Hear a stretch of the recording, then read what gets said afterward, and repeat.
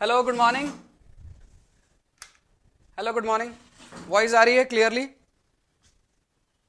बताएंगे? वॉइस आ रही है क्लियरली? जल्दी बताएं। All well? सब सही से चल रहा है? वॉइस आ रही है?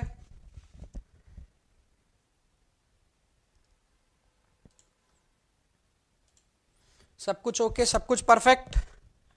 बढ़ाए गाड़ी। यार बारिश ना भोपाल में बहुत ज़्यादा हो रही है, अभी तो इंटरनेट भी वीक था तो जैसे तैसे उसे सही किया। आज तो मैं इवन जल्दी आ गया था, मैं कहा बच्चे चिल्लाएंगे कि सर आप डेली लेट हो जाते हो, मैं जल्दी आ गया। अब वही बात करते हैं ना कि किस्मत जो है ना, किस्मत बहुत ज़्यादा पानी की वजह से ऐसी हो जाती है। चलिए स्टार्ट करते हैं आज की क्लास। और कल जो हम लोगों ने टॉपिक पढ़ लिया था वो मेरे ख्याल में आप सभी को पता होगा। कौन सा टॉपिक पढ़ लिया था भाई? स्टार्ट कर दिया था हमने, कौन सा? हाँ भाई करण, कौन सा टॉपिक स्टार्ट कर दिया था? सर हमने कर दिया था कॉलम, स्टार्ट कर दिया था। और कॉलम के बारे में आपने कहा था कि डेफिनेशन से एक क्वेश्चन आता है। क्या कहा था मैंने? डेफिनेशन से क्वेश्चन आता है। कॉलम किसे कहते हैं? कॉलम कहते हैं the compression member, the compression member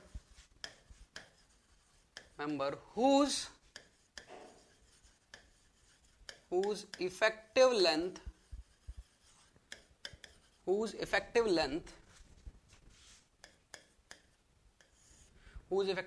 is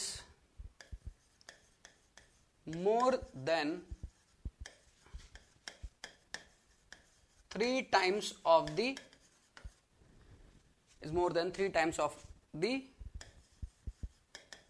lateral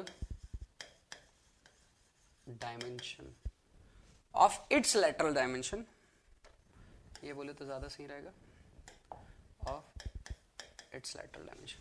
यही बात किया था अपन ने? हाँ जी यही बात किया था सरफराज।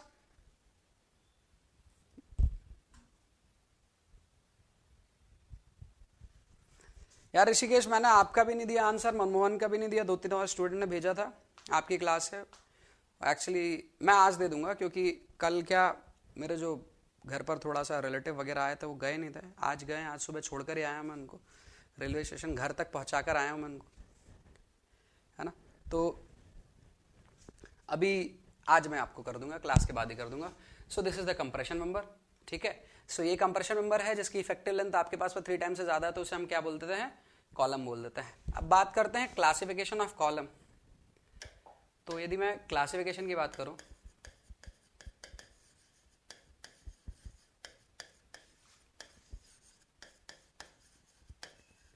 क्लासिफिकेशन ऑफ कॉलम, तो कितने तरह से हम कॉलम को क्लासिफाई कर सकते हैं?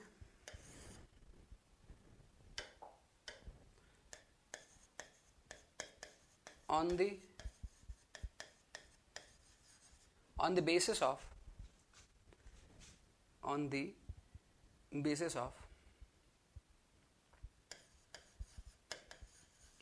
Lateral tie.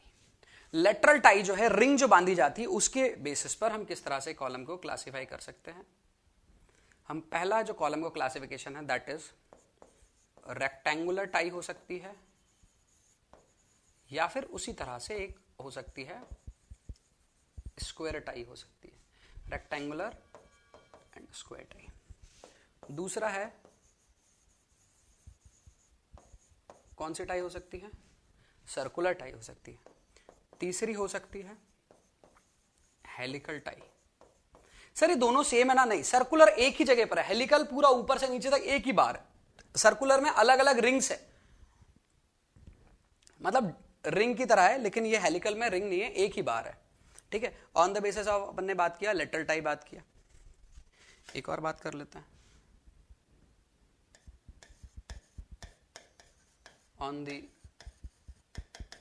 बेसिस ऑफ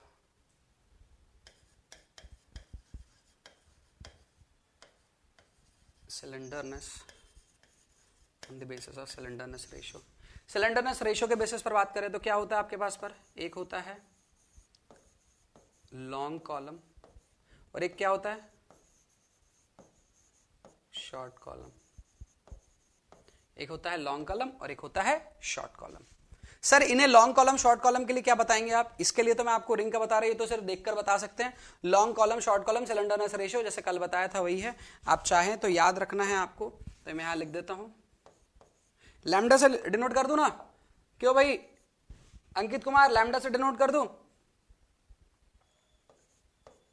कर दूं, चलेगा ना? तो पता चला कि बोल रहे हो कि नहीं सर चलेगा नहीं, ठीक है। सर वो 3 वाला जो आपने लिखा था, अरे भैया कॉलम की बात कर रहा हूं ना, तो पेडिस्टल कॉलम वाला बात तो करूंगा नहीं, ठीक है।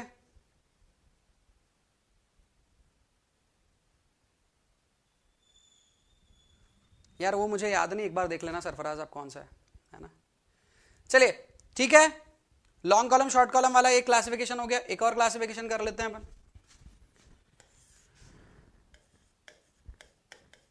On the basis of stresses, stresses के बेसिस पर, सिर्फ कंप्रेसिव स्ट्रेस है,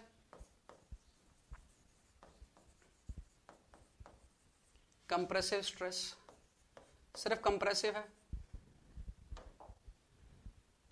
सिर्फ कंप्रेसिव स्ट्रेस है, या फिर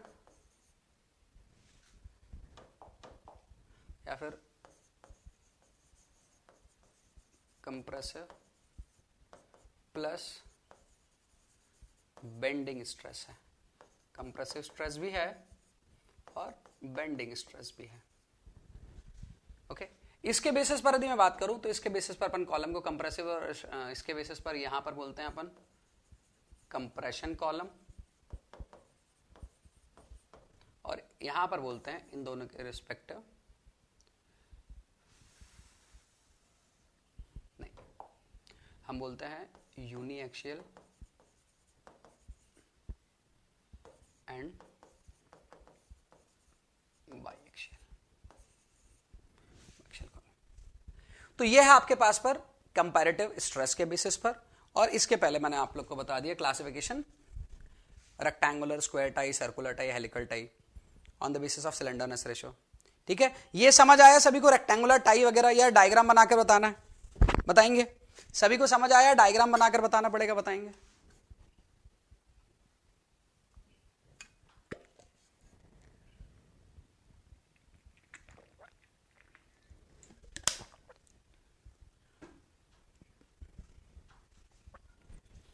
ठीक है।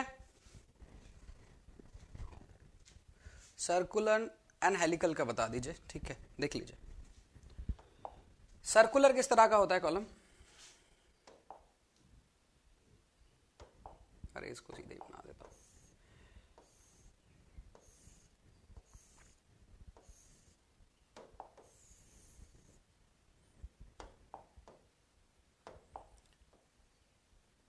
कॉलम के सर ये एक जैसे है, सर्कुलर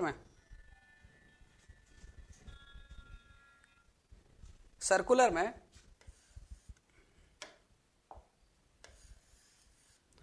एक रिंग,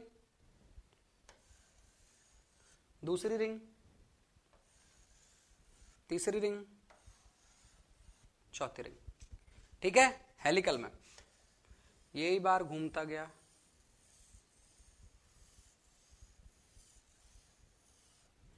समझ आया डिफरेंस हेलिकल और सर्कुलर में? हाँ जी, हेलिकल सर्कुलर का डिफरेंस समझ में आ गया ना? ठीक है, ठीक है, क्लियर है। अब कुछ कहेंगे अच्छा सर स्पाइरल बोल रहे हो, स्पाइरल नहीं बोल रहा भाई, मैं स्पाइरल नहीं बोल रहा। On the basis of stresses अपन बात करें तो इस तरह के कॉलम हो जाते हैं। नाउ सो ये था आपके पास पर कॉलम, है ना, कॉलम था आपका कंप्रेशन नंबर की तरह पर, और आपके पास पर यहां पर इसका अपन ने क्लासिफिकेशन पढ़ा।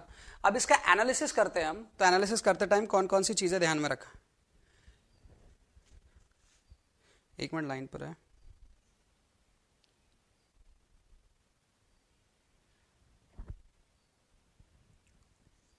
यस,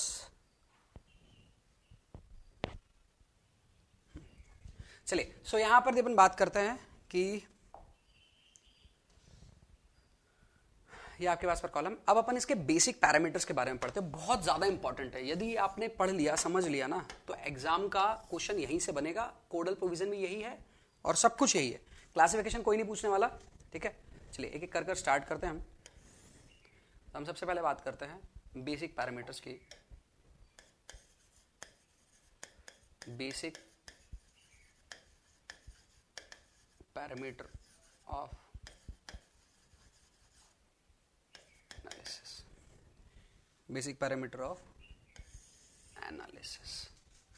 अब बेसिक पैरामीटर ऑफ एनालिसिस में यदि मैं बात करता हूं तो सबसे पहला जो हम पढ़ रहे हैं that is first is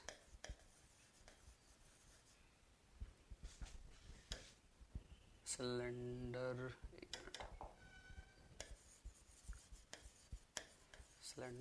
ratio. इसको लैम्डा से डिनोट करते हैं। अब सर आप स्लेंडरनेस रेशियो ही बताएंगे ना, क्या होगा? हाँ भाई बिल्कुल बताऊंगा।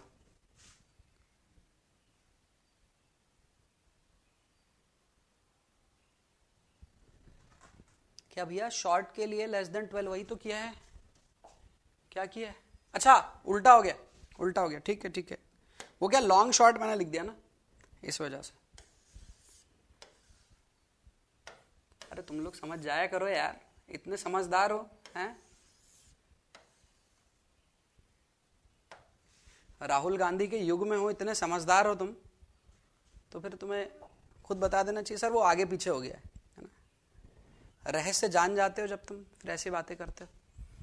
Slenderness ratio. अब सिलेंडरनेस रेशियो के बारे में अपन बात करें, प्रणव,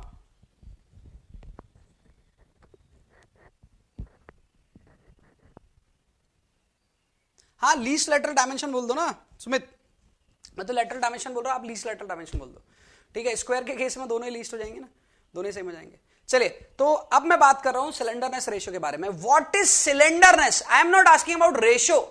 मैं रेशियो वाले शब्द का इस्तेमाल नहीं कर रहा हूं, तो एल इफेक्टिव बाय डी नहीं बोलेंगे। मुझे टर्म चाहिए सिलेंडरनेस का मतलब, मुझे सिलेंडरनेस का मतलब चाहिए कि सिलेंडरनेस क्या होता है। क्योंकि आपको याद है कि मुझे टर्म से थोड़ा सा प्यार है कि टर्म जो है ना वो क्लियर रहेगी माइंड में, तो सब कुछ पता रहेगा।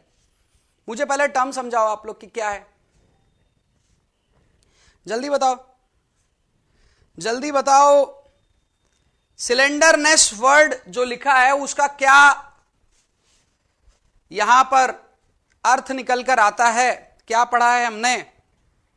ये नहीं बोलना sir it is the ratio of, नहीं रेशियो बोल ही नहीं रहा, रेशियो की बात नहीं, सिलेंडरनेस के बारे में पूछ रहा हूं। पतलापन, दुबलापन, ठीक है। और कोई आपसे पूछेगा क्या बाबू सुमित, कौन पूछेगा तुमसे कि सिलेंडरनेस क्या होता है, तो बोलोगे कि सर वो दुबलापन होता है ना कॉलम का, वो ये कि बोलते हैं क्या सिलेंडरनेस, ऐसा बोलोगे क्या? ऐसा नहीं भी चलेगा ना भाई। फिर क्या बोलेंगे? फिर क्या बोलेंगे? हाँ करण, क्या slenderness is used to calculate the property of the column. देखिए कॉलम को की प्रॉपर्टी कैलकुलेट करने के लिए नहीं, डिफाइन करने के लिए बोल सकते हैं। Calculate and define, there is a lots of difference between define and calculate, ठीक है, बकलिंग को पता करने के लिए, ठीक है। सुदीप सर थिकनेस रेशो, वही चीज बोला था ना, वो नहीं बोला। सो सिलेंडरनेस क्या होता है, सिलेंडरनेस के बारे में बात करते हैं। It is the geometrical property of a column, नहीं ऑफ अ मेंबर, क्योंकि ये वॉल में भी निकाला जाता है, बीम में भी निकाला जाता है, कॉलम में भी निकाला जाता है, स्लैब सब में निकाला जा सकता है। इट इज द ज्योमेट्रिकल, ये सिर्फ डायमेंशंस की प्रॉपर्टी है। It is the geometrical property of a member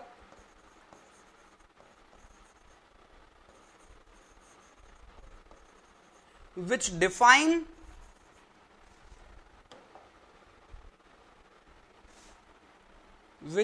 define its behavior with respect to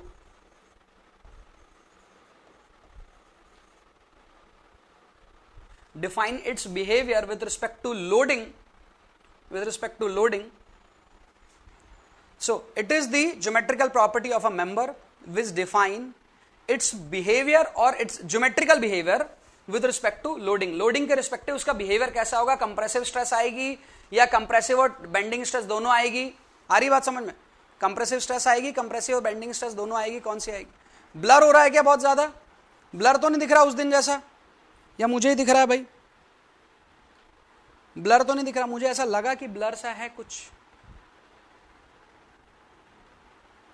नहीं है ना, नहीं है, सब बढ़िया, चलिए। So it is the geometrical property of a member which define its behaviour with respect to loading. Okay, कौन, जो सिलेंडरनेस टर्म होती है, सिलेंडरनेस जो टर्म होती है वो हर चीज का निकाला जाता है, ये पेन बनाया गया था, इसका सिलेंडरनेस निकाला गया था, है ना, ये बॉटल बनाई गई है, सिलेंडरनेस रेशियो, ये आपके सामने जो कैमरा ट्राइपॉड स्टैंड पर खड़ा हुआ है, ट्राइपॉड स्टैंड जो है वो भी आपके पास वो सिलेंडरनेस रेशियो उसका निकाला गया है, कॉलम का, बीम का, स्लैब का, सबका सिलेंडरनेस रेशियो आता है, वॉल का जो बना रहे, रिटेनिंग वॉल का, ब्रिक वॉल का, याद रखना ब्रिक वॉल में दो चीजें पढ़ोगे आप, लाइम मोटार और कौन सा, सीमेंट मोटार, दोनों के केस में जो सिलेंडरनेस रेशियो रहता है वो अलग अलग होता है, मतलब किस पर्टिकुलर सिलेंडरनेस रेशियो के बाद आपको वॉल में प्रॉब्लम्स आ सकती है, लेकिन वो सीमेंट मोटार और लाइम मोटार के केस में दोनों अलग है, क्योंकि दोनों का बॉन्ड जो होता है वो अलग होता है, ये क्वेश्चन पूछा जाता है बीएमसी से, ठीक है, हालांकि आप लोग का बीएमसी हो गया होगा, यदि मैं कभी बीएमसी पढ़ाऊंगा then I will discuss about that. So यहां पर मैं बात करता हूं, it is the geometrical property. अब ये सब चीज समझ आ गया सर, ज्योमेट्रिकल प्रॉपर्टी होती है, ये रिलेट किस चीज को करता है, मतलब सर हमें तो मेनली फर्क है कि ये आपकी लोडिंग से बिहेवियर कैसा होगा, मतलब कंप्रेसिव स्ट्रेस आएगी, बेंडिंग स्ट्रेस आएगी, तो मटेरियल की किस प्रॉपर्टी को ये कॉल करता है, ये जो प्रॉपर्टी लिख दी ना अपन ने, कौन सी प्रॉपर्टी को कॉल करता है, ये प्रॉपर्टी है स्टिफनेस, कौन सी, स्टिफनेस, तो ये डील करता है, it deal with stiffness of the member, it deals with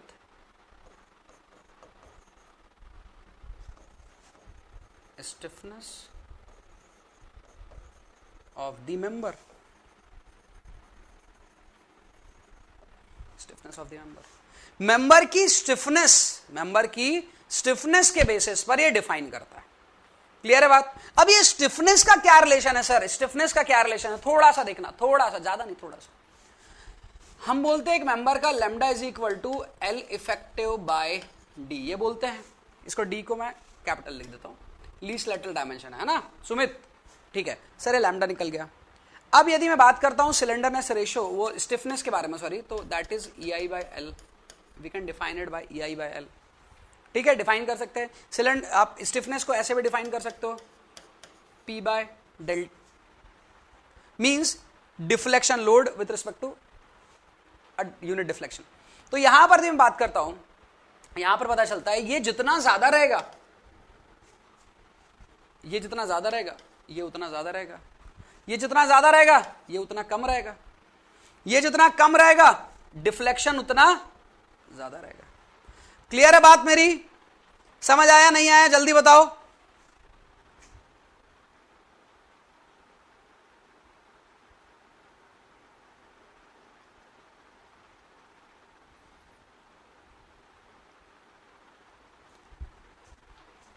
अच्छा, फिर से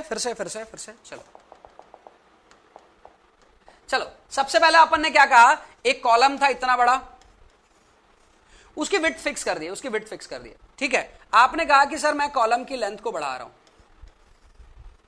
अब कॉलम की लेंथ को बढ़ा रहे, सर ये ज्योमेट्रिकल प्रॉपर्टी चेंज हुई है, ज्योमेट्रिकल प्रॉपर्टी क्या हुई है इसकी, चेंज हुई है sir, it is the geometrical property और it define the geometrical property of a member with respect to loading, ठीक है, सिलेंडरनेस क्या, it is the geometrical property of member which define the behaviour on loading, और ये majorly deal किसके साथ करता है, स्टिफनेस। तो सर ये तो समझ आ रहा है कि डायमेंशन चेंज किया, स्टिफनेस से रिलेट करो उसे, तो भैया मैंने लेंथ को बढ़ाया, क्या किया, लेंथ को बढ़ाया, सर यदि लेंथ को बढ़ाओगे तो ये लेंथ भी बढ़ेगा, अरे ये सेम ही लेंथ है ना,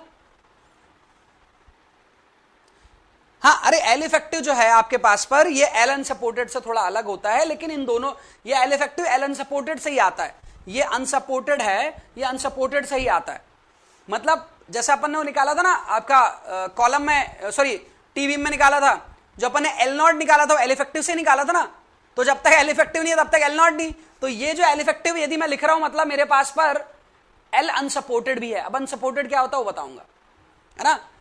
ये अनसपोर्टेड है और ये सेम ही चीज होता है, बस थोड़ा बहुत वेरिएशन है, वो क्या वेरिएशन अब भी बता दूंगा। अभी के लिए ध्यान रखो ये भी एल इफेक्टिव, ठीक है, ओके। ये बढ़ाया तो ये वाली इधर बढ़ गई, ठीक है। ये पहले 4 मीटर था, इसको 6 कर दिया, तो ये 4 था 6 हो गया, तो ये 4 था 6 हो गया। ये बढ़ा, आपने इसमें कुछ चेंज किया क्या? आपने इनर्शिया या मॉडुलस में चेंज किया क्या? अरे राजा बताओ, ऋषिकेश, विनीत, प्रणव बताओ भैया, रिजिडिटी मॉडुलस में कोई चेंज किया क्या? कौनो चेंज नहीं हुआ है इसमें, देयर इज नो चेंज। अब यदि इसमें कोई चेंज नहीं हुआ है, ये बढ़ गया है, तो ये क्या हो जाएगा? स्टिफनेस क्या हो जाएगा? स्टिफनेस क्या हो जाएगा? कम हो जाएगा, होगा नहीं होगा? सुरभि, दीपा बताएंगे।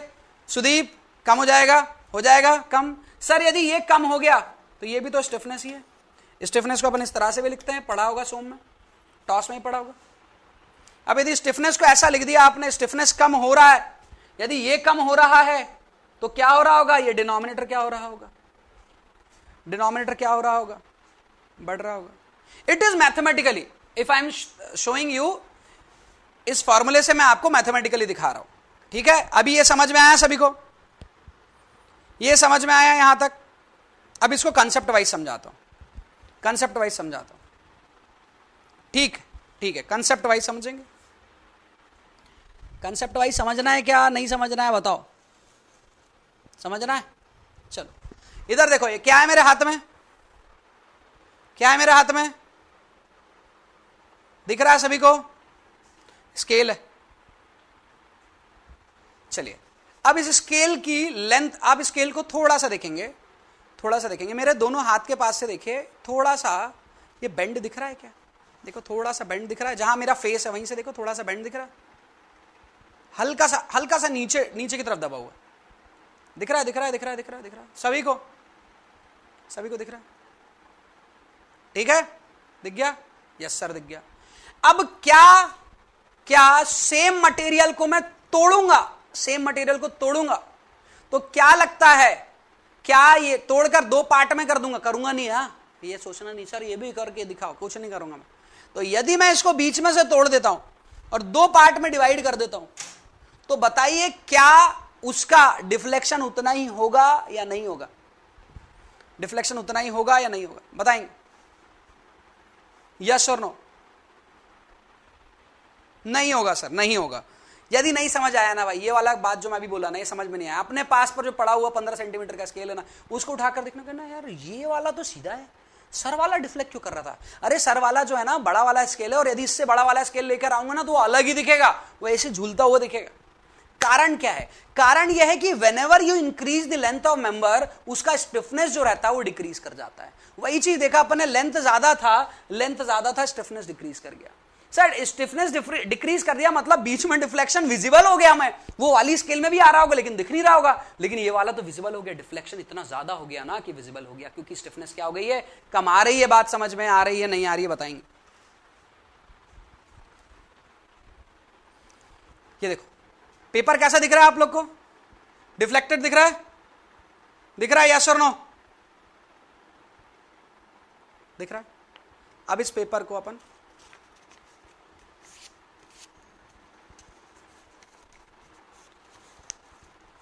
अब ये पेपर डिफ्लेक्टेड दिख रहा है क्या?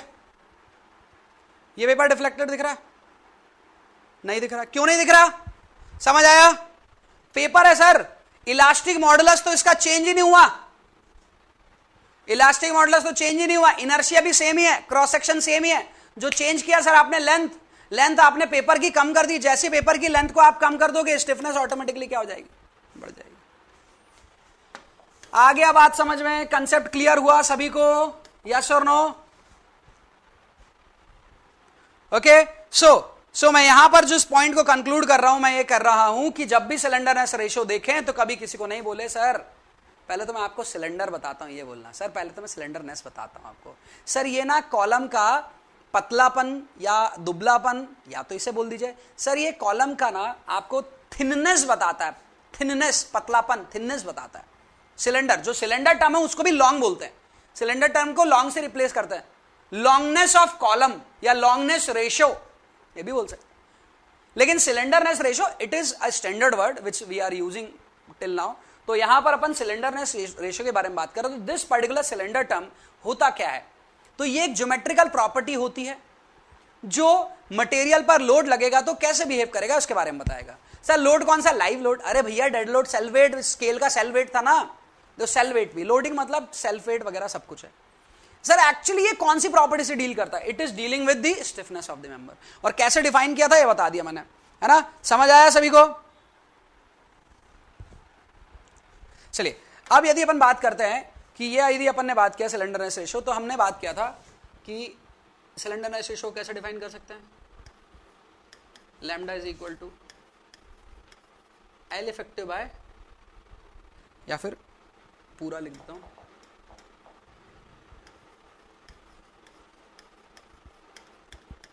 इफेक्टिव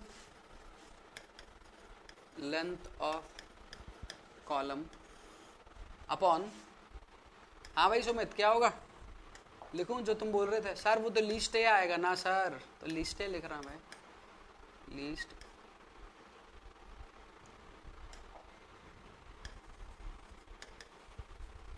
लीस्ट लैटरल डायमेंशन, ठीक है। That means lambda is equal to L effective by B. Okay, अब इसके बेसिस पर अपन बोलते हैं लॉन्ग कॉलम, लॉन्ग कॉलम में लैम्डा, लॉन्ग कॉलम में lambda greater than 12, short column में लैम्डा लेस देन 12, ठीक है। अब मैं एल इफेक्टिव के बारे में बात करता हूं, एल इफेक्टिव है ना,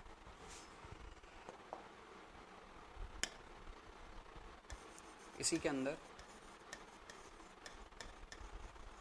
इफेक्टिव लेंथ ऑफ, ये क्या होता है, ये क्या होता है जी, इफेक्टिव लेंथ ऑफ कॉलम क्या होता है उसको समझते हैं। अब थोड़ा ध्यान से देखिएगा,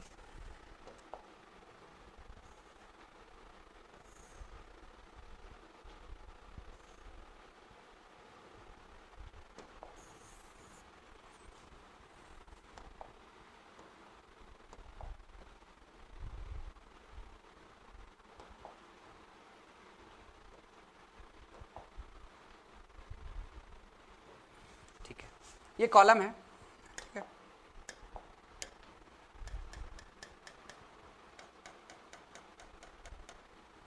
ठीक है।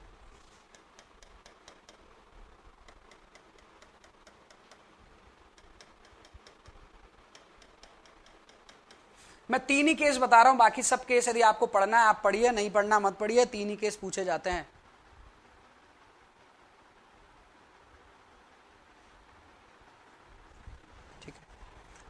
तो यहां पर अपन देखते हैं आपके पास पर both end are effectively held in position, both end are effectively held in position and rotation is not allowed. रुक जाइए, इसको मैं इधर बता देता हूं, इसको मैं दूसरी स्लाइड में बता देता हूं।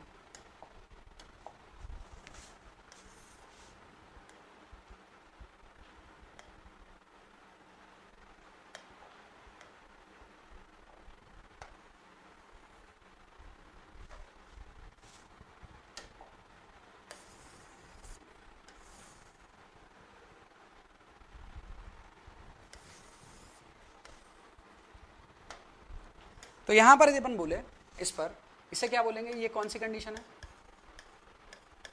Both ends are effectively held in position and rotation is not allowed, ठीक है। ये वाला जो अपन बात करेंगे, अभी मैंने बनाया नहीं है, बना रहा हूं, इसके बारे में बात करें तो ये क्या हो जाएगा, both end are effectively held in position and rotation is allowed at one end, एक एंड पर अलाउड है।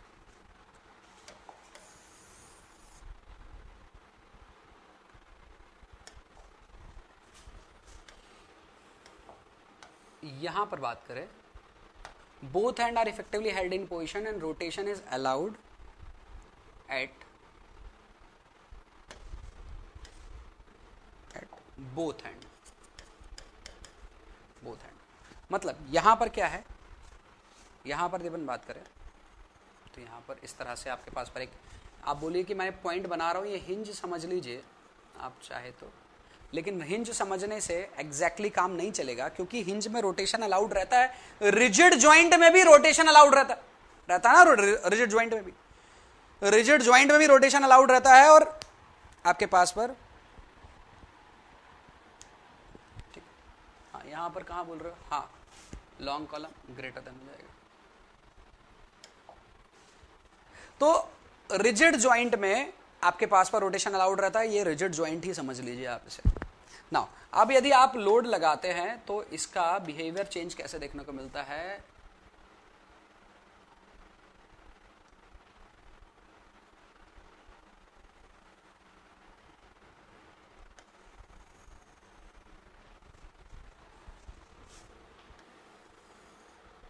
कुछ इस तरह से। अब यदि मैं बात करता हूं, थोड़ा ध्यान से देखते चलिएगा, है ना, ध्यान से देख रहे हैं ना कि भाई करण, अरे सर जब से ध्यान से ही देख रहे हैं, ऐसा मत बोलना। L unsupported, this is the L unsupported length, ये होती है L unsupported, and this is L, this is L effective. यहां पर this is L effective, total क्या होगी, एल अनसपोर्टेड। यहां पर ये ऊपर से डिस्टेंस बिटवीन पॉइंट ऑफ कॉन्टाफ्लेक्शन बोल दीजिए आप, या फिर आप बोल दीजिए कि जहां से आपको डिफ्लेक्शन दिखा है तो इतना ही पार्ट है जिसमें इफेक्टिवली डिफ्लेक्शन हो रहा है, बाकी में नहीं हो रहा है। आ रही बात समझ में, आ रही है बात समझ में, बताएंगे यस और नो, ठीक है, ओके चलिए आगे बात। नाउ अब यहां पर IS 456-2000 क्या कह रहा है,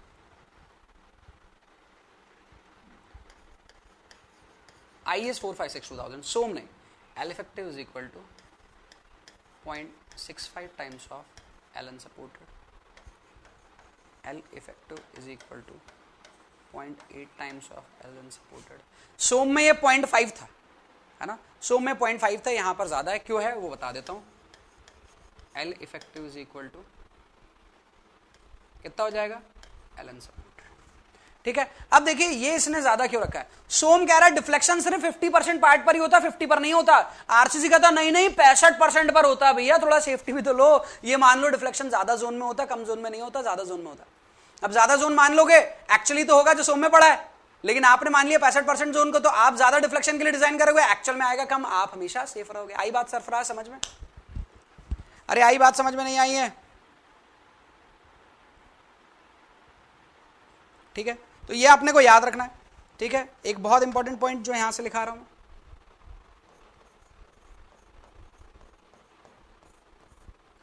वो क्या है, वो है in multi storey building, in multi storey building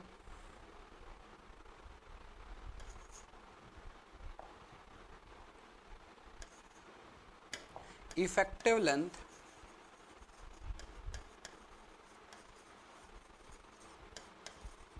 length of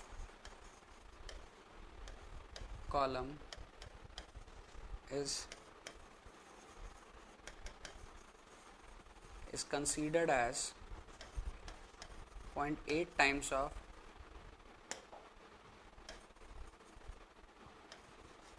unsupported length.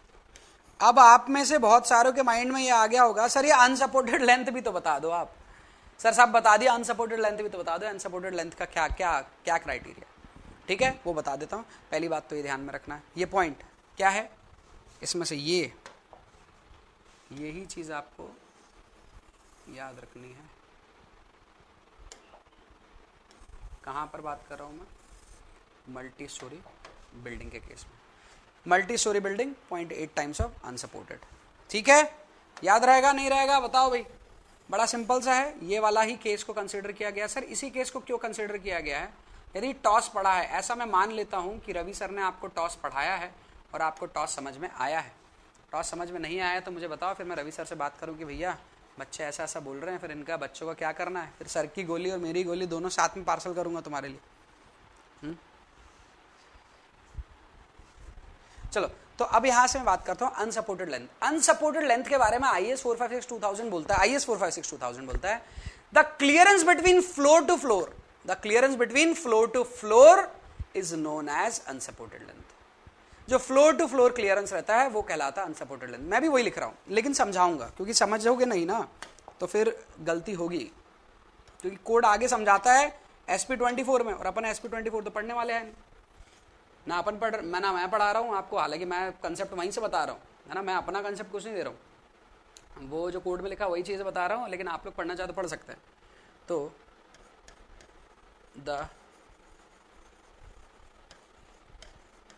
Clearance between floor to floor is known as, the clearance between floor to floor is known as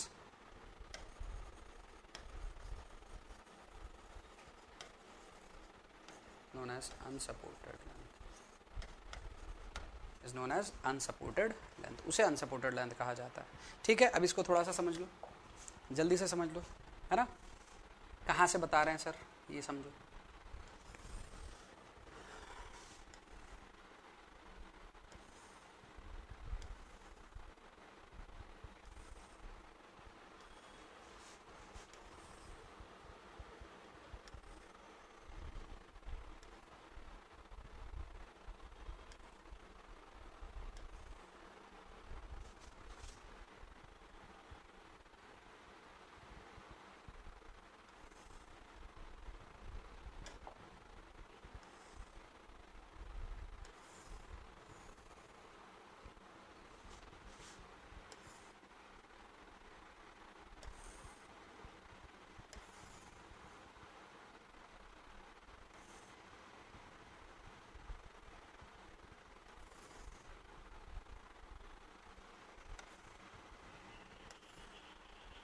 diagram समझ आएगा तो खुश नहीं होना है, बस बताना है कि हाँ सर समझ आ गया।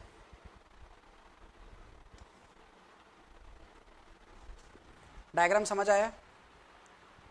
डायग्राम समझ आया? जंक्शन का है ये सभी को, एक कॉलम का जंक्शन है।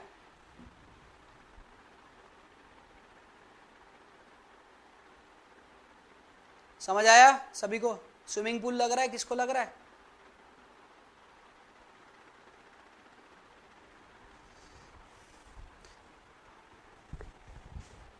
चलिए, तो यहां पर मैं बात करता हूं, दो लेंथ है। देखिए, फ्लोर टू फ्लोर, स्लैब तो इसके ऊपर है, लेकिन फ्लोर टू फ्लोर नहीं। कॉलम को आपने एक सपोर्ट दे दिया, लेटरल कॉलम, वर्टिकल मेंबर को लेटरल सपोर्ट दे दिया। तो यहां पर ये है एक अनसपोर्टेड लेंथ, और एक ही कॉलम की कितनी अनसपोर्टेड लेंथ दिख रही है? ये एक ही कॉलम है, तो इसे मैं बोल देता हूं ये LXX है, इसे बोल देता हूं LYY है। ठीक है, तो एक कॉलम की अनसपोर्टेड लेंथ दो हो सकती है कि नहीं? जल्दी बताएंगे, दो हो सकती है कि नहीं? दिख रहा है सर? इसका टॉपिक भी बताएंगे क्या? हाँ, टॉपिक भी बता देता हूं भैया, ये देखो।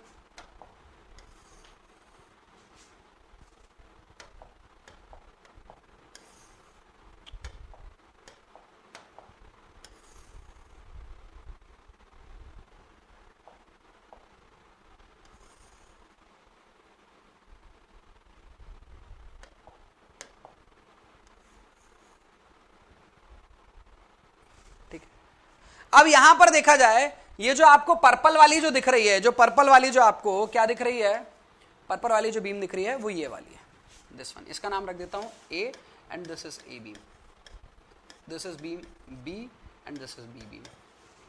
ठीक है, तो ये इस जगह का जंक्शन है। ठीक है, ठीक है। अब एक चीज बता रहा हूं, कंसेप्ट हमेशा याद रखना चाहे कुछ हो जाए। क्या सर, क्या कंसेप्ट है?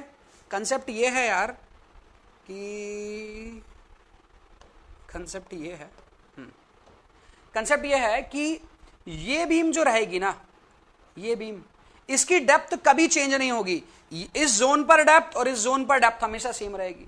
मतलब बीम कॉलम की उस तरफ और कॉलम की इस तरफ हमेशा डेप्थ सेम होगी, क्योंकि यहां का जो अंदर का जो सरिया है, यहां का जो सरिया है वो सरिया जाएगा यहां से और वही सरिया यहां से जाएगा। यदि आपने ऐसा नहीं किया तो सरिये का क्या होगा, सरिया आपके पास पर ऐसा, आपने डेप्थ चेंज कर दी, मतलब किसी ने, अब साइड भी दिखा रहा हूं, आपने मान लो कहा कि सर मेरी बीम की डेप्थ ऐसी है, इधर पर कॉलम आ गया, फिर सर बीम की डेप्थ ऐसी है, तो फिर सरिया कहां से आएगा, ये वाला सरिया ऐसा जाकर ऐसा उठकर ऐसा जाएगा। This is not a good practice, this is not a good practice. तो ये है, ठीक है, ये होगा, सीधा सरिया जाएगा जैसा यहां पर बनाया। ठीक है, तो यहां पर एलन सपोर्टेड देखा जाए तो 2 एलन सपोर्टेड दिख रही है। सर हम कौन सी लेंगे? अरे भैया कौन सी लोगे, इधर देखो, यहां पर अपन बात करते हैं एलन सपोर्टेड के बारे में, तो यहां पर देखो क्या लिखा है, एल इफेक्टिव बाई डी। जितना ज्यादा एल इफेक्टिव उतना ज्यादा सिलेंडरनेस। क्या ये बात सही है? क्या ये बात सही है? जितना ज्यादा एल इफेक्टिव उतना ज्यादा, ठीक है। और क्या मैं बोल सकता हूं इन फॉर्मूले से, जितना ज्यादा एल इफेक्टिव है मतलब एलन सपोर्टेड भी ज्यादा है, एलन सपोर्टेड भी ज्यादा है। ठीक है, और यदि एलन सपोर्टेड ज्यादा है तो हम कौन सा चूज करें? हम एलन सपोर्टेड ज्यादा वाला चूज करें, हम ज्यादा वाला चूज करें, क्योंकि हमें कॉलम में ये कहीं से भी चेक करना, कहीं से ये सिलेंडर तो नहीं है, कहीं से डिफ्लेक्शन तो नहीं आएगा किसी भी जोन से।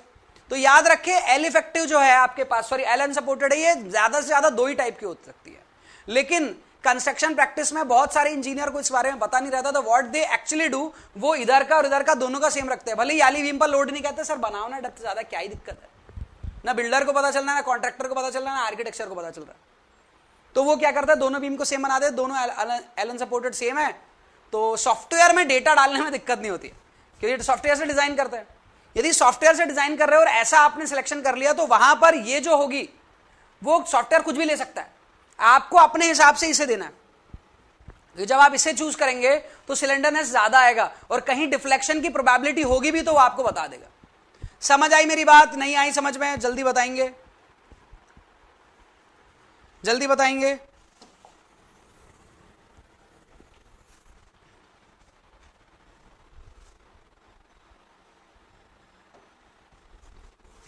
आगे बात समझ में? ठीक है। और जो स्लैब है ना, वो स्लैब इसके ऊपर है, तो slab to slab, floor to floor distance ही ले रहा है। तो आप ध्यान से रखना, डेफिनेशन में वही लिखा है, लेकिन एक्चुअली वो बीम के बॉटम से फ्लोर तक का। तो यहां पर है आपके पास पर, इस लेवल पर क्या है, इस लेवल पर है आपके पास पर, इस लेवल पर आपके पास पर है फ्लोर, यहां फ्लोर है। तो फ्लोर से लेकर यह है आपके पास पर क्या है, this is bottom of beam, bottom of beam, beam का बॉटम है। क्लियर है बात? आगे बढ़े, आगे बढ़े, चलिए सर आगे बढ़ते हैं। सेकंड पैरामीटर देखते हैं अपन। सेकंड पैरामीटर, पहला कौन सा देख लिया, सिलेंडरनेस रेशियो। दूसरा देखते हैं इसेंट्रिसिटी, दूसरा देखते हैं इसेंट्रिसिटी। अब ये इसेंट्रिसिटी का मतलब क्या हुआ, इसेंट्रिसिटी का मतलब क्या हुआ? तो इसेंट्रिसिटी का मतलब आप थोड़ा सा समझिए कि this is a column, this is the centre, this is the centre, somewhere here. यदि लोड आपका कहीं यहां लगता है, लोड आपका कहीं यहां लगता है, तो हम कहेंगे वो सेंटर से इसेंट्रिक है, वो सेंटर से इसेंट्रिक है, और इसकी वजह से आएगी मूवमेंट, और वो मूवमेंट होगी कुछ इस तरह से, इस तरह से सिंबॉलिक रिप्रेजेंटेशन होगा। अरे होगा कि नहीं, अरे होगा कि नहीं हीरो, ये इस एक्सिस के अबाउट ऐसा ऐसा रिवॉल्व करेगी, ठीक है। और मूवमेंट जो हो जाएगी, यदि P है तो मूवमेंट कितनी हो जाएगी, PE हो जाएगी। क्लियर है बात? इतना तो आप लोग को सभी को पता है सोम पढ़ने के बाद। क्या रिपीट करना है भैया? सरफराज मियां किधर चले जाते हो यार, क्या रिपीट करना है?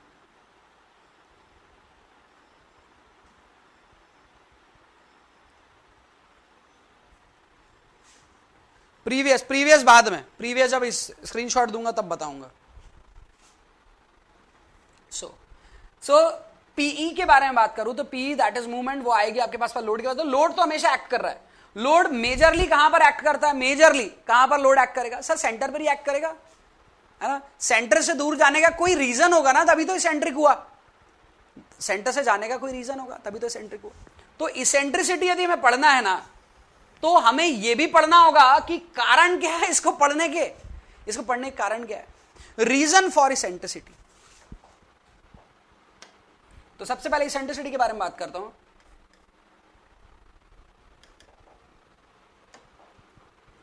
इन RCC column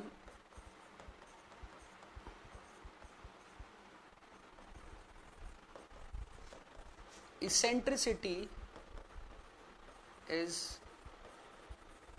always present and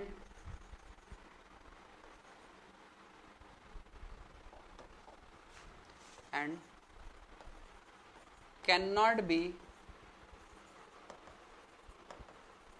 eliminated or removed by any means। किसी भी तरह से आप इसकी इसेंट्रिसिटी को हटा नहीं सकते। क्यों नहीं हटा सकते सर? ये पहली बात तो बताओ, आ क्यों रहा है और हटा क्यों नहीं पा रहे हो? ये ऐसी कौन सी बात हो गई है? चलो तो इसका रीजन समझते हैं। रीजन फॉर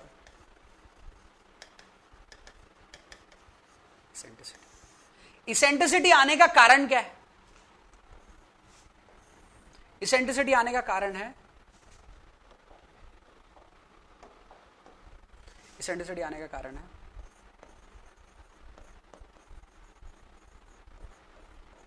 कंस्ट्रक्शन, या एक मिनट,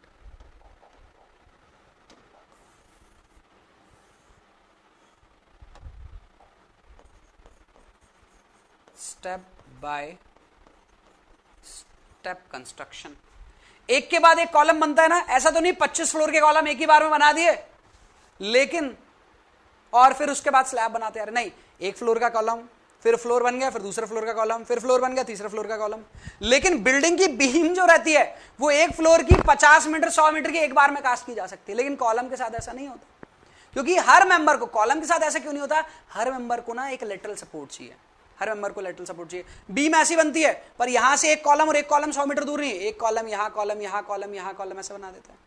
तो इसी को यदि खड़ा करो तो कॉलम, यदि ये इसको कॉलम मान लोगे तो यहां पर आपके लेटरल मेंबर रहना चाहिए ना। नहीं रहेगा तो क्या होगा सर? नहीं रहेगा ना तो ये कॉलम इतना लंबा हो जाएगा, और इतना लंबा कॉलम क्या कर जाएगा? डिफ्लेक्ट। अभी चाहते हैं आपकी कॉलम डिफ्लेक्ट ना करे, तो आप इस लेवल पर क्या कर देंगे? उसको एक लेटरल सपोर्ट प्रोवाइड कर देंगे लेटरल सपोर्ट प्रोवाइड। और लेटरल सपोर्ट प्रोवाइड करने के बाद अब इसमें डिफ्लेक्शन होगा नहीं, और यही जो लेंथ कहलाएगी, यही लेंथ कहलाएगी आपके पास पर एल इफेक्ट। ठीक है, अब आप क्या करते हैं, ये तो थ्योरेटिकल समझिए, लेकिन प्रैक्टिकली जब आरसीसी का कॉलम बनाते हैं तो ये कॉलम बन गया। अब इसी के ऊपर दूसरा बनाओगे, अब इसी के ऊपर दूसरा बनाओगे तो कंस्ट्रक्शन, ये भी आपके पास पर मैनुअल है, और यदि मैनुअल कंस्ट्रक्शन है तो आपके पास पर क्या चांसेस है? एक के ऊपर दूसरा कॉलम एग्जैक्टली बैठे ही बैठे। तो स्टेप बाय स्टेप कंस्ट्रक्शन की वजह से आपके पास पर इसेंट्रिसिटी आने के चांसेस है। आ रही बात समझ में सभी को? ये बात आई या नहीं आई समझ में? मतलब एक कॉलम ऐसे बनाया, ठीक है, दूसरा उसके ऊपर बना रहे हैं, थोड़ा ऐसा हो गया, तीसरा ऐसा हो गया। अब आप कहोगे सर आप तो जानबूझकर बना रहे हो। जानबूझकर नहीं बना रहे हो, इसकी एक्सेस ये है ऊपर वाले की,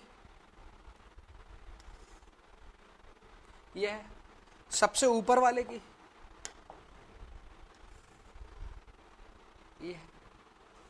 सेकंड कॉलम पर देखो, यहां पर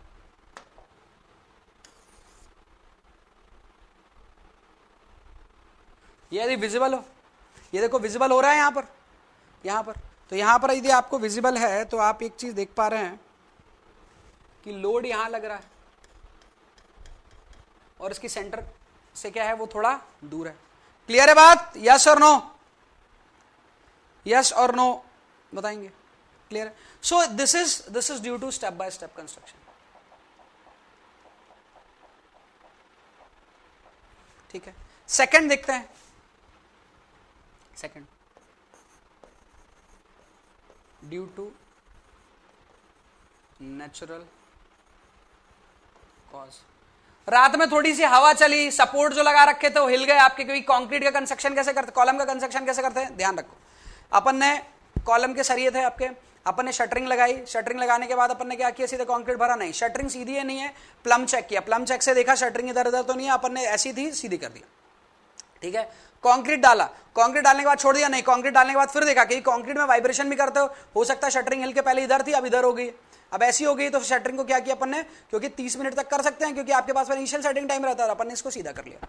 अब सीधा करने के बाद अपन ने क्या किया, इसको सीधा करने के बाद अपन ने कहा सीधा रहेगा अब और क्या।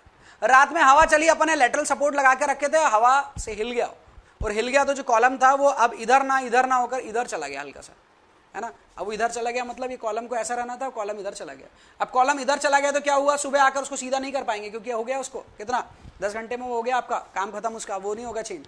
अब यदि वो आपका चेंज नहीं होगा तो क्या हो गया, वो कॉलम परमानेंटली आपके पास पर 2 mm 3 mm शिफ्ट हो गया, है ना, टॉप से। यदि 2 mm 3 mm का यदि उसमें आपके पास पर चेंज इन पोजिशन हो गया है तो ऊपर वाला कॉलम भी वैसे ही बनेगा, ऊपर वाला कॉलम बनेगा तो उसके वजह से आपके पास पर ये हो सकता है कि बिल्डिंग में जो लोडिंग है वो आपके पास पर सेंट्रिक ना हो, तो इसलिए मैंने स्टेप बाय स्टेप बताया और ड्यू टू नेचुरल कॉज बताया। नेक्स्ट है आपके पास पर ड्यू टू वाइब्रेशन। वाइब्रेशन ये किस वजह से आएगा, नेचुरल कॉज की वजह से नहीं आएगा। एक कॉलम भर रहा है, उसके बगल में दूसरा, उसके बगल में तीसरा, उसके बगल में चौथा, तो उसकी वजह से वाइब्रेशन आया, वाइब्रेशन की वजह से भी आपके पास पर थोड़ा सा कॉलम डिफ्लेक्ट हो सकता है, डिफ्लेक्ट तो नहीं बोलूंगा, थोड़ा सा कॉलम टॉप से थोड़ा सा शिफ्ट हो सकता है जिसकी वजह से इसेंट्रिसिटी आ जाएगी।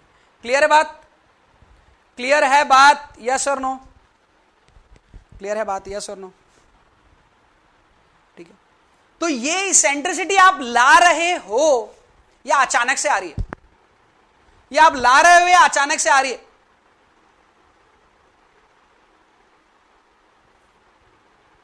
सडनली आ रही है, एक्सीडेंटली आ रही है, आपकी इसमें कोई गलती नहीं है, आपकी कोई गलती नहीं है, आप कोई जवाबदार नहीं हो, ना सोम जवाबदार है, ना टॉस जवाबदार है, ना आरसीसी जवाबदार है। It is due to accidental reasons. These are the accidental reasons. अचानक से हो गया सर, अब पता नहीं था, हमेशा होगा, 100 में से 90% टाइम होगा, 10% टाइम नहीं होगा, तो किसके लिए डिजाइन करेंगे, 90% टाइम के। So these are the accidental reasons, ये एक्सीडेंटल रीजंस है। तो इसीलिए इसकी वजह से जो इसेंट्रिसिटी आती है उसकी इसेंट्रिसिटी को क्या बोल देंगे, इसको मैं बोल देता हूं यहां पर, दीज आर, कौन से रीजन है, कौन से रीजन है भैया बताएंगे सर, ये है एक्सीडेंटल रीजंस। कौन से रीजन हो गए सर, एक्सीडेंटल रीजंस हो गए। यदि एक्सीडेंटल रीजंस हो गए तो अपन क्या करेंगे, एक्सीडेंटल इसेंट्रिसिटी निकालेंगे, है ना। सो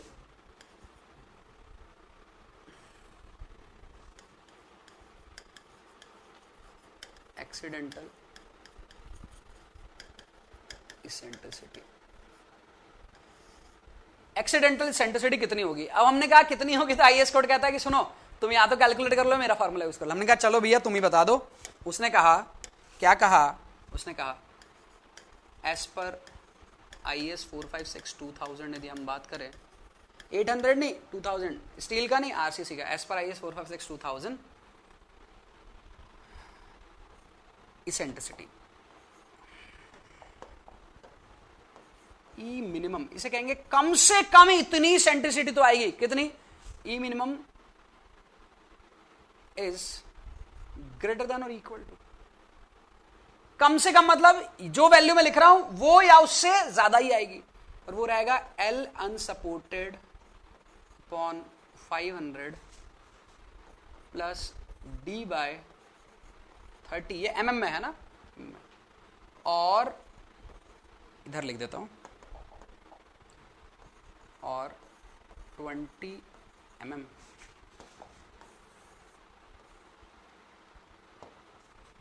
विच एवर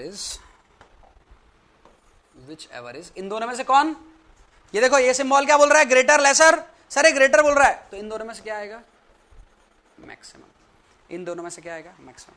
ठीक है सरफराज, याद रहेगा, याद रहेगा, ठीक है सर याद रहेगा। लेकिन मुझे ये बताइए कि कम से कम एक कॉलम में कितनी सेंट्रिसिटी आएगी, यदि मैं डेटा नहीं देता हूं तो क्या बता सकते हैं, कम से कम एक कॉलम में कितनी सेंट्रिसिटी आएगी, ये आएगी, आप नहीं रोक सकते, कितनी आएगी, 20 mm। This is the question and this is the answer, यही क्वेश्चन यही आंसर है, कई बार पूछा जाएगा। The minimum eccentricity which can arise in a column in lack of data, data की कमी है तो भी फिर भी कम से कम कितनी आएगी, डेटा की कमी हो जाए, कुछ हो जाए, जमाना हो जाए, कितना आएगा ही, कितना आएगा ही सर, 20 mm तो आएगा ही आएगा। ठीक है, अब ये हम बात कर रहे हैं फ्रॉम x एंड y, और अपन इसको बोल सकते हैं x और y के फॉर्म में यदि अपन लिखेंगे तो एल अनसपोर्टेड कहां से, जैसे यहां पर बताया था ना मैंने आपको, एल अनसपोर्टेड वाई वाई वाला, एल अनसपोर्टेड एक्स एक्स वाला। अब देखिए एल अनसपोर्टेड ये हो गई लेंथ, और ये हो गया उसका क्या, लेटरल डायमेंशन, तो ये d जो रहेगा ये एक्स एक्स वाले के लिए रहेगा, एल अनसपोर्टेड ये हो गई लेंथ, मतलब length upon least lateral dimension, तो इसका लेटरल डायमेंशन लीस्ट नहीं, यही हो गया लेटरल डायमेंशन, लीस्ट वीस्ट नहीं, अब इसका ये लेंथ, इसका लेटरल ये, ठीक है, ये लॉन्गिट्यूडनल और लेटरल, ठीक है, और इसके लिए क्या हो जाएगा, ये हो जाएगा, इसको भी लिख देता हूं डी वाई वाई। ठीक है, अरे यस और नो बोलो तो भाई, अरे समझ आ रहा है, मुझे ही समझ आ रहा है, मैं खुद से खुद ही समझ ले रहा हूं क्या, और ये रैम भर गई दिमाग की, समझ आ रहा है, हैंग तो नहीं हो गए हो,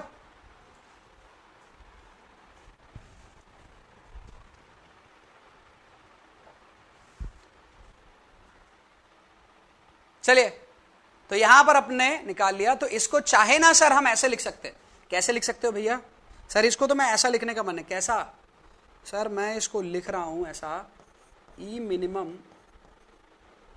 एक्स यदि निकालूंगा सर तो वो हो जाएगा L N supported X direction से, नहीं दिया है तो वही वाला ले लूंगा जो दिया है upon 500 plus D X direction का अपॉन 30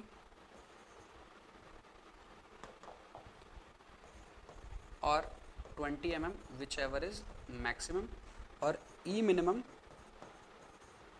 वाई डायरेक्शन का,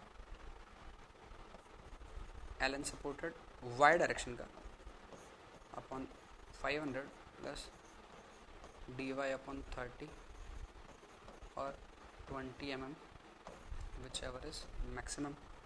सर ये जो आपने सिंबॉलिक रिप्रेजेंटेशन है इसको चेंज कर दो, थोड़ा कर देता हूं भाई, greater than equal to, greater than equal to, ठीक है, आप चाहे ऐसा वाला भी याद रख लो, ऐसा वाला भी याद रख लो, एग्जाम में फॉर्मूला पूछा जाएगा, मतलब पूछा जाएगा, चाहे कुछ हो जाए, न्यूमेरिकल भी पूछे जा सकते हैं।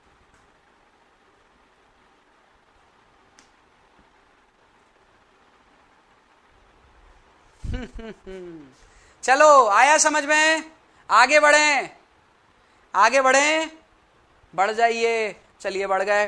तो अब बात हुई थी सरफराज मियां कि ये जो एसेंट्रिसिटी हम नहीं ला रहे, ये आ रही है, हम कुछ नहीं कर सकते, हाथ में कुछ नहीं है, जैसे मोदी जी ने कर दिया ना, अपने इंजीनियर के हाथ में कुछ नहीं है ना, डिग्री भी थी वो कोई काम की नहीं, जॉब वो मार्केट में है नहीं और आने वाली है नहीं, और उन्होंने और जमाने भर की चीजें कर रहे हैं, सबको परेशान कर रहे हैं, लेकिन सब परेशान हो रहे हैं, उनके अपने पर्सनल रीजंस भी है। तो वही चीज है अपने साथ भी कि अपन जो परेशान हो रहे हैं कॉलम से, और सर ये सेंट्रिसिटी आ गई, अब मैं क्या करूं सर, मैं तो स्ट्राइक पर बैठ जाऊंगा, ये सेंट्रिसिटी नहीं चलेगी, सेंट्रिसिटी नहीं चलेगी, नहीं चलेगी। तो उसी तरह जिस तरह से गवर्नमेंट आती कि चलो इतनी रियायत दे देते हैं, चलो इतनी रियायत दे देते, तो हमारे सामने भी कोड आता है, कोड कहता है चलो इतनी सेंट्रिसिटी आ रही है ना, कुछ रियायत दे दिया हमने कहा अरे वाह क्या बात है, क्या बात है, रियायत मिल रही है। अब रियायत मिल रही है, अपन तो इंडियन से रियायत जहां मिले, जहां सब्सिडी मिले पहले कूद पड़ते हैं।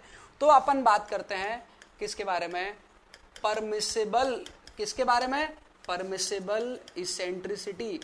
डोंट जज me on basis of my political views, because I am a big fan of Modi ji, and I am a big fan of Rahul Gandhi, and I am a big fan of Kejriwal, I am big fan of all of them, because they are, मतलब they are एक position पर है because of someone's किसी दूसरे की मेहनत की वजह से आज वो उस जगह पर है। चलिए परमिसिबल इसेंट्रिसिटी के बारे में बात करते हैं। तो परमिसिबल इसेंट्रिसिटी वही है जो आपको अलाउड कर दिया सब्सिडी, अरे चलो भैया इतना तो अलाउड कर देता है, बाकी यदि तुमको दिक्कत है ना तो फिर आगे समझेंगे। तुम्हें दिक्कत है, हम इतना अलाउड कर रहे हैं। हमने कहा कितना अलाउड कर रहे हैं? उन्होंने कहा कि सर ई मैक्सिमम हम कितना अलाउड कर सकते हैं? उन्होंने कहा ई maximum that is 5% of lateral dimension. बहुत इंपॉर्टेंट है, 5% ऑफ लैटरल डायमेंशन बहुत बार पूछा गया है। ये सर कौन सी? ये आती है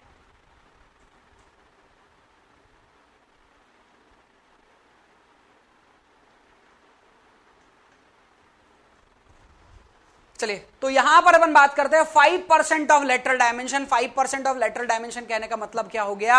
अरे क्या हो गया? अरे सर 5 सर मेरा कॉलम है सर 1000 mm की लेंथ। अच्छा 1000 mm की 1000 mm का 5% निकाल लो, इतनी परमिसिबल है। सर एक एग्जांपल, चलो एग्जांपल देख लेते हैं। एग्जांपल देख रहे हैं भाई, अब देखो ध्यान से, फॉर्मूला भूल जाओ, अब देखो ध्यान से। एक कॉलम है, उसकी लेंथ है एल एन सपोर्टेड है, उसकी कितनी?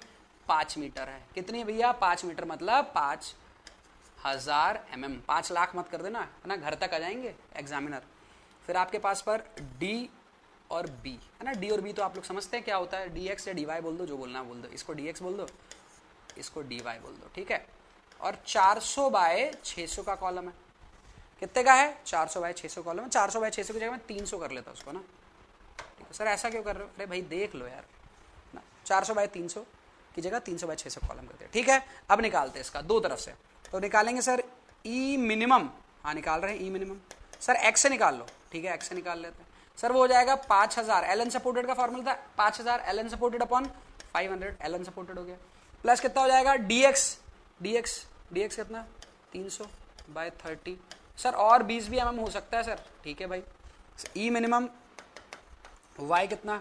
सर 5000 अपॉन 500, ये तो सर सेम होगा, ये चेंज हो जाएगा सर। अच्छा कितना हो जाएगा सर? डबल हो जाएगा। अच्छा डबल हो जाएगा और 20 mm ओवरऑल डबल हो गया क्या? नहीं सर पता चलेगा उसमें। ये कितना? 10 mm। ये कितना? 10 mm 20 mm, ठीक है। ये कितना? 10 mm। ये कितना? 20 mm। 10 और 20 30। तो यहां से यदि देखा जाए तो यहां से आया 10 प्लस 10 और 20, तो which ever is greater 20 mm आ गया यहां से। यहां से कितना था? 10 प्लस 20 और 20, तो क्या आ गया यहां से? 10 प्लस 20 30 mm, ठीक है। अरे ठीक है नहीं है? समझ आ रहा है नहीं आ रहा है?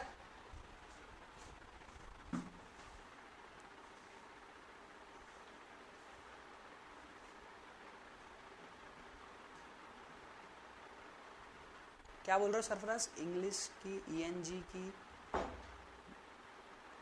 बहेली, पता नहीं क्या ही लिख दिया। चलिए तो ये आ गया सभी को प्रणव आया समझ में? विपिन, वैभव, विनीत, दीपा, सबको समझ में आया? ये क्वेश्चन आ सकता है एग्जाम में, क्योंकि ये मैंने सॉल्व कर दिया हैंड कैलकुलेशन से, तो आप भी कर सकते हो। तो यहां पर सर एक चीज समझ में आ रही है कि यहां पर आ रही है 20 mm की सेंट्रिसिटी और यहां पर आ रही है कितनी? 30 mm की सेंट्रिसिटी। मतलब इस कॉलम में ई मिनिमम है और ई मिनिमम है y का और x का 20 mm और 30 mm, ठीक है।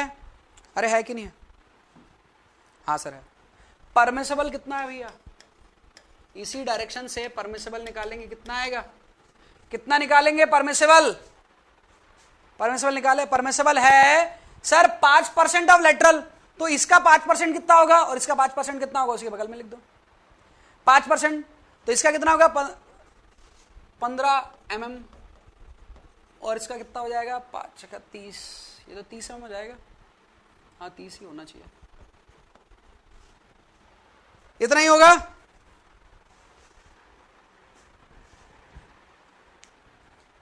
ठीक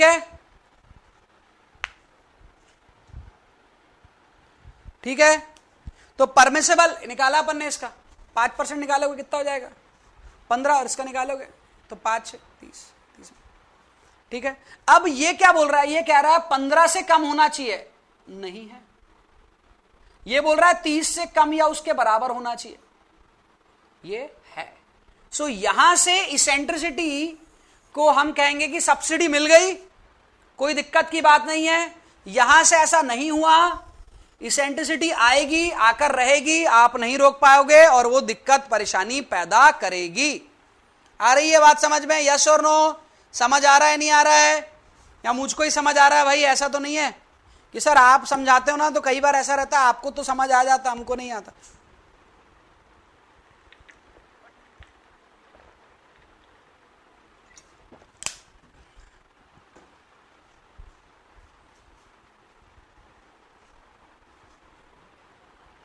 विनीत नहीं आया क्या? विनीत जल्दी बताओ, नहीं आया?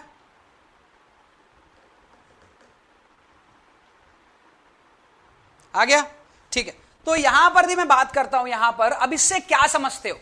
इससे समझते हो कि सर एक डायरेक्शन से कॉलम में जो इसेंट्रिसिटी आ रही है वो डोमिनेट कर रही है, दूसरी वाली नहीं कर रही है। ऐसे ही हो रहा है ना? अरे ऐसे ही हो रहा है कि नहीं हो रहा है ये बताओ? हाँ सर ऐसे ही हो रहा है, पक्का? पक्का ऐसे ही हो रहा है?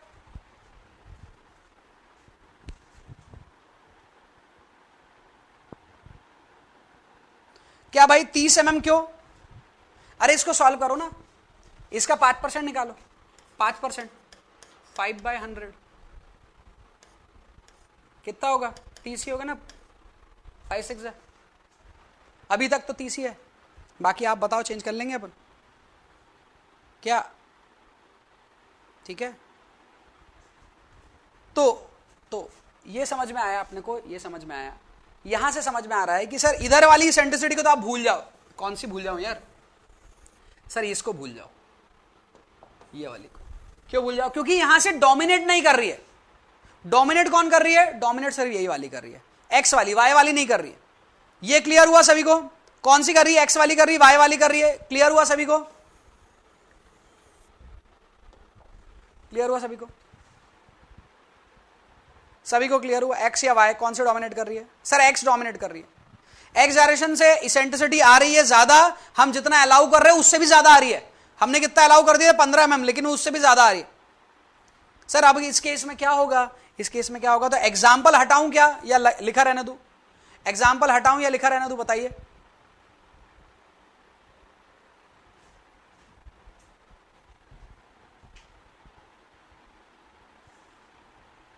रहने दो। चलो एक काम करो, इसे ही रहने दे रहा हूं तो इसे भी रहने देता हूं, ठीक है? ये भी रहने दो, ठीक है? अब मैं आगे बढ़ता हूं, नेक्स्ट स्लाइड में चले जाता हूं। तो मैं बात करता हूं, यहां पर आपके पास पर 3 तरह की कंडीशन दिखेगी। कौन कौन सी? इफ ई मिनिमम था ना, एक्स और ई मिनिमम वाई दोनों, E minimum X and E minimum Y is less than E maximum X and E maximum Y. यदि E minimum X E minimum Y यदि दोनों के दोनों कम है, अपने केस में दोनों के दोनों कम हुए थे क्या? अपने केस में दोनों के दोनों कम हुए थे क्या? नहीं सर, अपने केस में कम नहीं हुए थे। सर अपने केस में कम नहीं हुए थे सर। अच्छा नहीं हुए थे क्या?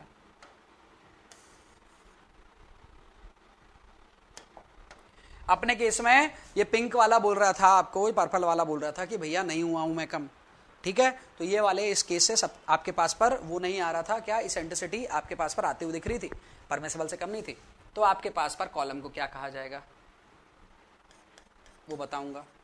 इफ 3 केसेस बना लेते, इफ ई मिनिमम एक्स और E minimum Y is greater than E maximum X और ई मैक्सिमम वाई। अब एंड और का मतलब समझ में आता ना आप लोग को डिफरेंस? नहीं तो पता चला अपन इंग्लिश में फंस गए और अपने से आगे कुछ हुआ ही नहीं। हाँ चलिए, तो E minimum X and E minimum Y और जो लिखा है उसका मतलब समझ में आ रहा है। इन दोनों में से कोई एक, कोई भी एक, इन दोनों में से कोई भी एक यदि ज्यादा हो जाता है तो एक ही केस हो जाता है, ठीक है? ठीक है, एक और केस बनेगा सर, कौन सा? देखो भाई, E minimum X and E minimum y greater than E maximum x and E maximum y। अब इन दोनों में क्या डिफरेंस है सर? यदि ये समझ नहीं आया ना यार, ये वाला समझ नहीं आया ना, तो दिक्कत हो जाएगी अपने को। कैसी दिक्कत हो जाएगी? भारी दिक्कत हो जाएगी, है ना, घनघोर दिक्कत हो जाएगी। जैसे बादल घनघोर आते हैं ना, तो वैसे प्रॉब्लम घनघोर आएगी।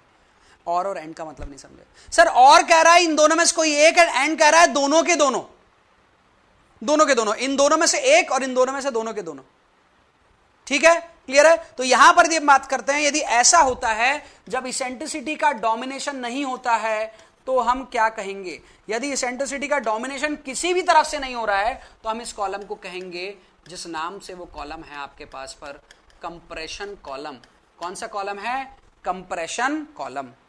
यदि एक तरफ से डोमिनेट कर रही है, दूसरे तरफ से नहीं कर रही है, जैसा अपना वाला केस जो अपन ने सॉल्व किया था उसमें देखने को मिला, तो हम बोलते हैं कि सर एक ही डायरेक्शन से कर रही है तो कोई भी एक्सिस से कर सकती है, तो यूनी एक्सियल कॉलम बोल देंगे उसे। ठीक है, यदि दोनों तरफ से कर रही है तो अपन क्या बोल देंगे उसे? बाई एक्सियल कॉलम बोल देंगे उसे। क्या बोल देंगे? बाई एक्सियल कॉलम बोल देंगे उसे। ठीक है क्या सुमित बाबू, क्लियर बा?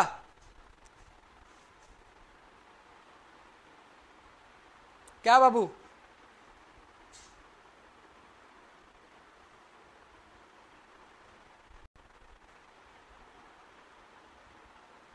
हाँ बूझ ले बा, बूझे कि नहीं? चलो ठीक है, चलो चलो चलो।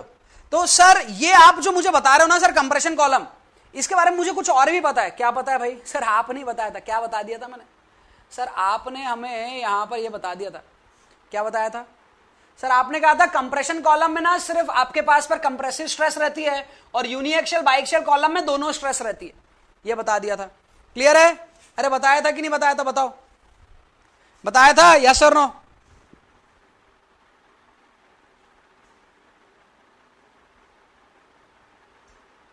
नहीं आया समझ में? ऋषिकेश देखो बाबू, इधर देखो, यहां पर क्या बोल रहा है? यहां पर बोल रहा है कि दोनों के दोनों कम होना चाहिए। एक एग्जांपल यहीं पर बगल पर लिख देता हूं, है ना, एक डेटा बता रहा हूं। यदि ऐसे आई है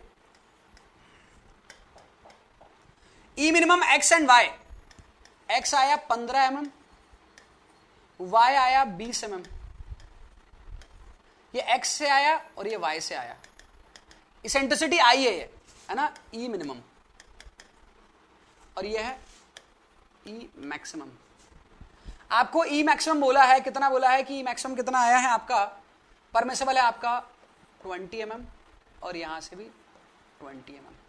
दूसरा केस है x एंड y से इसेंट्रिसिटी आई है आपके पास पर 22 mm 20 mm, और एक और केस है x एंड y, यहां से आई है 25 mm और यहां से आई है 30 mm। अब देखिएगा, परमिसिबल यहां लिख रहा हूं, परमिसिबल है आपके पास पर 20 mm 20 mm 20 mm 25 mm, इतना है। अब देखो दोनों के दोनों 20 mm से कम है, ये 20 से कम, ये भी 20 से कम, यहां से अपना जो परमिसिबल आ रहा था परमिसिबल से भी दोनों कम है, तो it is both are less than. ठीक है, ये कौन सा केस बन गया? कंप्रेशन कॉलम का। यदि मान लीजिए एक 22 आई जो 20 से क्या है ज्यादा, ये आई है 20 के बराबर, लेस देन इक्वल टू, एक ज्यादा दूसरा कम, और दोनों में से कोई भी एक बन जाए, दोनों में से कोई भी एक इंक्रीज कर जाए, कौन सा कहलाएगा? कौन सा कहलाएगा बताएंगे? अरे ऋषिकेश हीरो, ध्यान है कि नहीं है? ऐसा तो नहीं नवाब टाइप पूछकर चले गए, जैसे बुला के चले जाते हैं ना लखनऊ वाले, ऐसा तो नहीं कर रहे हो ना? चलो ठीक है, तो ये हो गया यूनिएक्सियल कॉलम। और सर इसमें क्या 25-20 से ज्यादा है, 30-25 से ज्यादा है, दोनों के दोनों ज्यादा है, और नहीं सर ये तो एंड वाला केस हो गया, और दोनों के दोनों ज्यादा है, मतलब ये कौन सा केस हो गया? बाइएक्सियल कॉलम हो गया, बाइएक्सियल कॉलम हो गया। ठीक है, ठीक है ऋषिकेश, सुरभि, विनीत, वैभव, विपिन, अभिषेक, कुणाल, अंकित, दीपा, योगिता, करण, महेश्वरी जी, क्लियर है? चलिए भाई, अब ये समझ में आया ना, तो ये भैया एग्जाम में देंगे डेटा और ये पूछेंगे कौन सा कॉलम है, बता दोगे ना? अरे बताओगे कि नहीं बताओगे? नहीं बताओगे ना तो मैं आ जाऊंगा वहीं जहां पर एग्जाम हॉल में बैठे रहोगे ना, बगल में चेयर के बैठ कर वहां पर कान पकड़े जाएंगे। ठीक है, चलिए, तो ये मुझे लगता है कि यह वाला पार्ट आपको बन जाएगा, क्योंकि ये वाली बात ऐसी ना, ये जो समझाया है ना, ये जो बच्चा कल पैदा होने वाला है ना, वो भी बता सकता है, आज नहीं जो कल होगा उसको भी पता है इस चीज के बारे में, और अपने को नहीं पता ना, तो बहुत बहुत बड़ी मिस्टेक होने वाली है लाइफ की। चलिए, अब यदि अपन बात करते हैं third basic parameter, third basic parameter, sir कौन सा है थर्ड बेसिक पैरामीटर? ये है बियरिंग कैपेसिटी। क्या है ये? Bearing capacity. इसको बड़े अच्छे से देखना, हालांकि यहां से फॉर्मूला बस पूछा जाएगा, कोई कैलकुलेशन नहीं पूछा जाएगा, फॉर्मूला, कंसेप्ट वंसेप्ट कुछ बहुत ज्यादा है नहीं यहां पर। ठीक है, चलो चलिए, तो यहां से अपन बात करते हैं बियरिंग कैपेसिटी के बारे में। तो बियरिंग कैपेसिटी कहने का मतलब है कॉलम की क्षमता कितनी है लोड को कैरी करने की, लोड कैरिंग कैपेसिटी और bearing capacity, you can say like. So, if you want to calculate bearing capacity, first of all, you have to know which material is offering resistance. Yeah, all the material which you are using in column, all are offering resistance. And resistance is all about the available strength of a material. And we have two material. हमारे पास पर दो material है, concrete भी है और steel भी है. Concrete और steel दोनों resistance offer कर रहे हैं. यदि कंक्रीट और स्टील यदि दोनों रेजिस्टेंस ऑफर कर रहे हैं तो दोनों की स्ट्रेंथ मिल रही है हमें, है ना? तो यदि मैं बोल सकता हूं कि अप्लाइड लोड कितना कर सकता हूं, यदि मैं आपसे पूछता हूं कि मैं यहां पर कितना लोड को अप्लाई कर सकता हूं, तो आपसे यदि मैं पूछता हूं, जैसे ये लिखता हूं, तो अप्लाइड लोड कितना हो सकता है, तो आप बोलोगे सर जितना वहां पर रेजिस्टिंग फोर्स होगा। क्यों भाई, यही बात होगी? हाँ महेश्वरी जी, यही होगा सर, जितना अप्लाइड लोड होगा उतना ही वहां पर रेजिस्टिंग फोर्स होगा या नहीं होगा? जल्दी बताओ, होगा? जितना अप्लाइड लोड उतना ही रेजिस्टिंग फोर्स। ठीक है, अप्लाइड लोड कितना करोगे वहां पर, या फिर हमने कहा कि चलो सर ये तो पता करें कि कितना लोड अप्लाई कर सकते हैं। अच्छा, ये पता करना है, इसको मैं पीयू बोला हूं, PU is the ultimate load, PU is the ultimate applied load. You can also say कि ये फैक्टर्ड लोड है, आप और क्या बोल सकते हैं, this is a factored load, ultimate applied load. ठीक है, पीयू समझ आया? चलो अब ऐसा लिख सकता हूं, पीयू अप्लाइड लोड जो होगा वो क्या होगा, इक्वल टू होगा resistance offered by concrete plus resistance offered by steel। ऐसा लिख सकते हैं, यस और नो? हाँ जी लिख सकते हैं, यस और नो बताएंगे।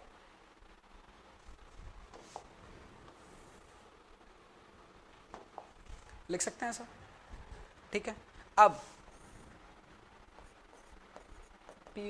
रेजिस्टेंस, ये लोड है, इसकी यूनिट किलोन्यूटन, फोर्स उसकी यूनिट भी किलोन्यूटन रहेगी, लेकिन रेजिस्टेंस यदि अपन ने स्ट्रेस लिख दिया, यदि हमने क्या लिख दिया, यदि हमने स्ट्रेस लिख दिया तो स्ट्रेस की यूनिट हो जाएगी किलोन्यूटन पर मीटर स्क्वायर और mm स्क्वायर, तो हमें वो नहीं लिखना है, तो हम यहां पर ऐसा लिख सकते हैं, क्या लिख सकते हैं, stress by concrete into area of concrete plus यहां पर क्या हो जाएगा सरफराज, स्ट्रेस ऑफ स्टील होगा सर, और multiply sir area of steel.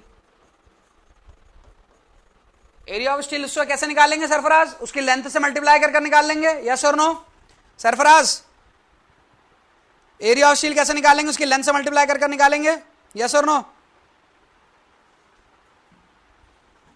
अरे बहुत पीटे जाओगे सरफराज, हमारी बात पर ना यस नो नहीं करना है, यस नो जो मैंने बोल दिया वो नहीं करना है, अपना सोचना है। तुम्हारे पास दिमाग है ना बाबा, कंप्यूटर थोड़ी ना हो, दिमाग है तुम्हारे पास पर, तो तुम्हारे पास जो दिमाग है वो कहता है सर एरिया निकालना है, बार का एरिया निकालना है, लेंथ से क्या मतलब, लेंथ से क्या मतलब सर, वो तो उसका क्रॉस सेक्शन एरिया निकलेगा। अरे क्यों क्रॉस सेक्शन एरिया निकला? यदि मैंने पूछा तो आप कहोगे अरे सर इधर समझो, आप ऐसे समझाओगे मुझे।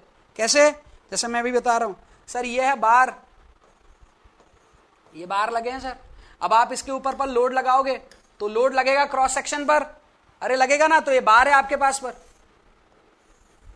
ये बार है, इस बार पर लोड लग रहा है यहां पर, तो इस जोन पर लग रहा है ना, तो आपको सिर्फ क्रॉस सेक्शन से मतलब है, उसकी लेंथ से कोई मतलब नहीं है। आ रही है बात सरफराज? आ रही बात समझ में?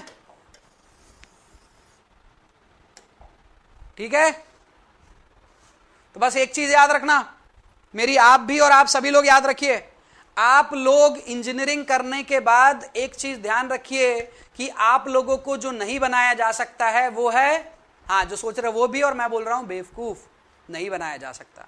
आप लोगों को कोई भी किसी भी तरह की, मैं ऐसा बोल दूंगा यहां पर applied load is equal to resisting stress, तो आप कहोगे सर दोनों यूनिट बैलेंस ही नहीं है, तो आप इक्वल तो नहीं कह सकते।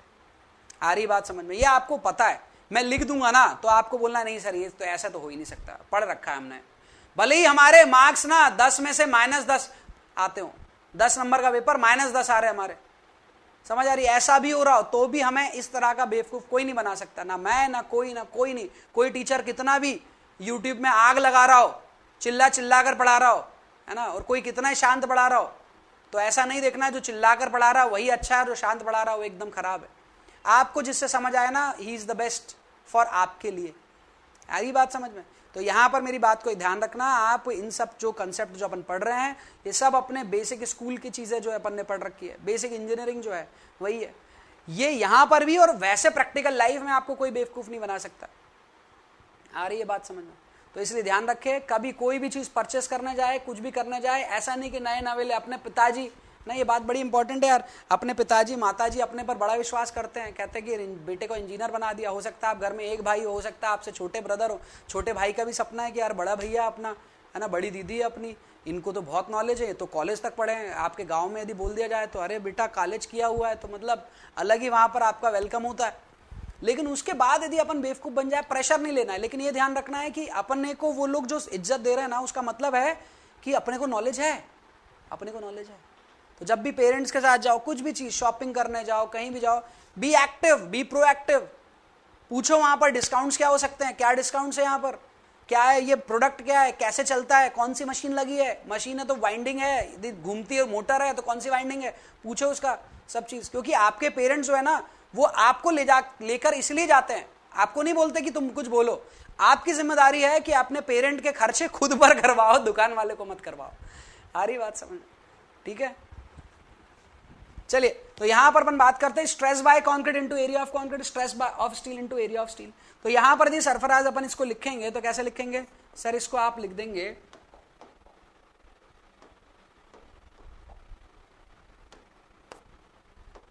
तो आप लिखेंगे PU is equal to stress of steel concrete 0.45 FCK, area of concrete, इसको लिखता हूं, लेकिन स्ट्रेस ऑफ स्टील इसे अभी मैं फिलहाल के लिए छोड़ देता हूं, अभी के लिए छोड़ दे रहा हूं, stress of steel and area of steel कितना हो जाएगा π/4, है ना, इंटू, इसको मैं एक और चीज, हाँ π/4 इंटू डाया ऑफ बार का स्क्वायर, डाया ऑफ जो भी होगा लॉन्गिट्यूडनल बार, लेकिन इसमें मल्टीप्लाई और करना पड़ेगा अपने को, क्या, नंबर ऑफ बार ना, एक बार का तो निकाल लोगे, आपको नंबर ऑफ बार से मल्टीप्लाई करना पड़ेगा। तो यदि कंक्रीट में स्टील के एरिया को माइनस कर दूंगा, टोटल कॉलम में से कंक्रीट के स्टील का एरिया, सॉरी स्टील का एरिया को यदि माइनस कर दूंगा तो कंक्रीट का जाएगा, मतलब एरिया ऑफ कॉलम में से, यदि एरिया ऑफ कॉलम में से मैं माइनस कर दूंगा एरिया ऑफ स्टील, तो क्या आ जाएगा कंक्रीट का एरिया? क्या है कंक्रीट का एरिया हो जाएगा? यस और नो? यस और नो?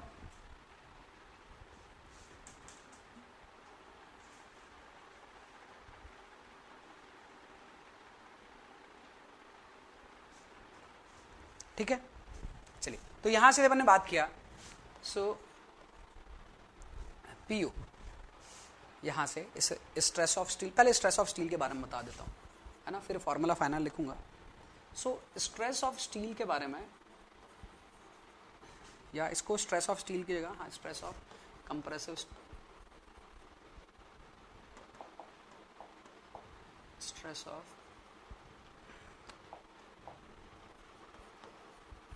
स्टील इन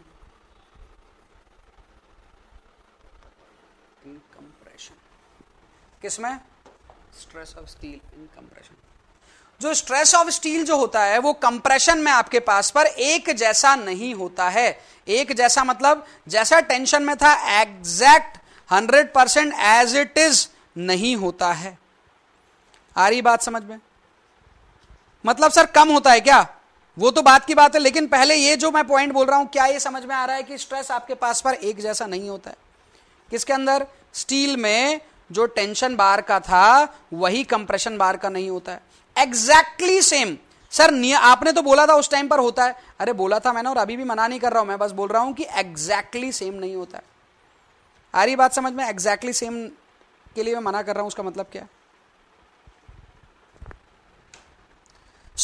यहां से कहने का मतलब है कि फॉर माइल्ड स्टील जो स्ट्रेस होती है that is 0.87 Fy, for Fe415 that is 0.796 Fy, Fe500 के लिए 0.742 टाइम्स। ये अलग अलग स्ट्रेस होती है। माइल्ड स्टील वाला आपको तकरीबन 87% ऑफ यील्ड आपका दे देता है। ये with respect two factor of safety बात कर रहा हूं, जिसमें अपन ने 1.15 का जो डिवाइड है ना वो सब कर रखा है इसमें। सो माइल्ड स्टील HYSD में भी दोनों अलग अलग के केस में ये देखा गया है। अब ये देखा गया है तो इन्होंने अपने को कहा कि थोड़ा ना स्पेसिफिकली बात करते हैं। स्पेसिफिकली उन्होंने कहा कि इन तीनों स्टील में अलग अलग होता है। अब यहां पर क्या लिखोगे? स्ट्रेस ऑफ स्टील में स्ट्रेस ऑफ स्टील जो है कंप्रेसिव, वो तीनों बार का अलग अलग है। कौन सा लेना ज्यादा फायदेमंद है? लेना कौन सा ज्यादा फायदेमंद है? वो है ये वाला। कारण क्या है? आप कह रहे हो स्टील में स्ट्रेस 87% नहीं है, 75% 75% ही है। आप मान रहे हो सिर्फ 75% ही स्ट्रेस अवेलेबल है सर, 25% नहीं है। इससे क्या होगा? आप स्टील को अंडर एस्टिमेट करोगे। अब स्टील को क्या करोगे? आप अंडर एस्टिमेट करोगे। और यदि अंडर एस्टिमेट करोगे तो जब ये resistance of steel, resistance by steel offered by steel, यदि स्ट्रेस कम हो गई तो एरिया क्या करना पड़ेगा? एरिया क्या करना पड़ेगा? सुरभि, दीपा, योगिता, स्टील क्या करना पड़ेगा? एरिया क्या करना पड़ेगा?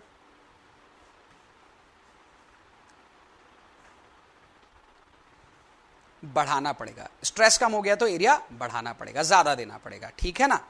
हाँ, अभी पूछा भैया किसने, ऐसा क्यों किसी ने पूछा है? हाँ, सुमित ने कहा कि सर ऐसा स्ट्रेसेस अलग अलग क्यों होती है। हमने जो बात किया था टेंशन के रिस्पेक्टिव, ये तीनों मटेरियल के अंदर पर ब्रिटलनेस बात करेंगे तो तीनों की ब्रिटलनेस अलग है ना? कि ऐसा नहीं कि इन दोनों की एग्जैक्टली सेम है, इसकी थोड़ी अलग है, इसकी थोड़ी अलग है और उसकी और अलग है।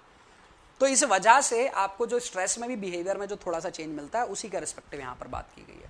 यदि आपके पास पर स्ट्रेस इन स्टील, और हालांकि अपन डीप में जाकर पता कर सकते हैं लेकिन सेंस नहीं है यहाँ पर, है ना? डीप में जाकर मैं आपको बता भी दूँ, आपका अच्छा ऐसा होता है, आंसर वही होने वाला है ना? तो अभी अपने को डीप में जाने की जरूरत नहीं, क्योंकि कोई नहीं पूछने वाला आपसे यहाँ से। और मैंने फिर से बोला नॉलेज के लिए नहीं, नॉलेज के लिए कॉलेज क्लास है, कॉम्पिटिशन एग्जाम के लिए।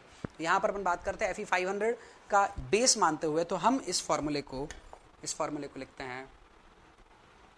क्या लिख रहा हूँ? तो इसी के बेसिस पर मैं लिख रहा हूँ, जो लिख रहा हूँ बड़ा ही इंपॉर्टेंट है। एस पर या फिर ultimate bearing capacity, ultimate bearing capacity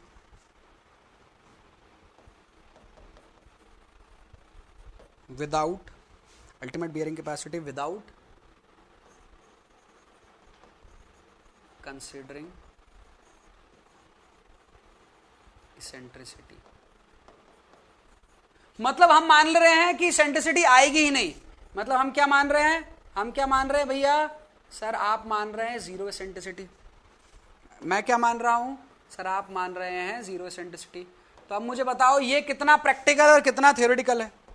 मुझे बताओ कि ये कितना प्रैक्टिकल और कितना थ्योरेटिकल है, कितना प्रैक्टिकल कितना थ्योरेटिकल है बताइए।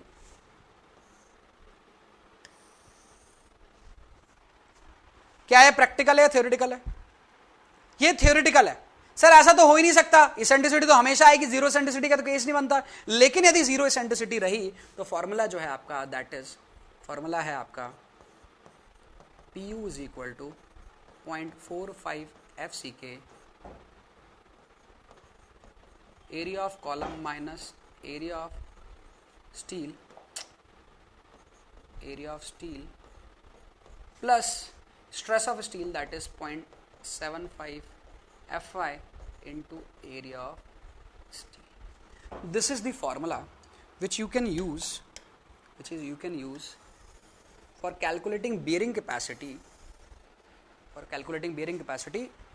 without eccentricity का consideration. अब इतना पूरा पार्ट आपको कहीं नहीं मिलेगा, ये कहीं नहीं मिलेगा, सिर्फ ये फॉर्मूला और ये फॉर्मूला भी कोड में नहीं मिलेगा। तो मैं इतना बताकर आपके लिए मतलब बहुत आपके साथ बहुत अच्छा कुछ नहीं कर रहा हूँ। मैं बस ये कह रहा हूँ कि यदि ये रहेगा ना तो ये याद रहेगा, इसको रटने की जरूरत नहीं, ये नहीं रहेगा ना तो इसको रटने की जरूरत पड़ेगी इस वजह से। अब मैं क्या कर रहा हूँ, इसी पॉइंट को लिख रहा हूँ with respect to IS code. अब मुझे बताइए IS कोड क्या, मुझे बताइएगा क्या IS कोड इसेंट्रिसिटी को मानता है या नहीं मानता है, ये बताइएगा। IS कोड इसेंट्रिसिटी के बारे में क्या ख्याल रखता है? IS कोड क्या मानता है, इसेंट्रिसिटी आएगी नहीं आएगी? बताएंगे IS कोड क्या मानता है, इसेंट्रिसिटी आएगी नहीं आएगी? इसेंट्रिसिटी आएगी। तो यहां पर जीरो इसेंट्रिसिटी नहीं है, यहां पर क्या हो जाएगा, यहां पर लिख रहा हूं मैं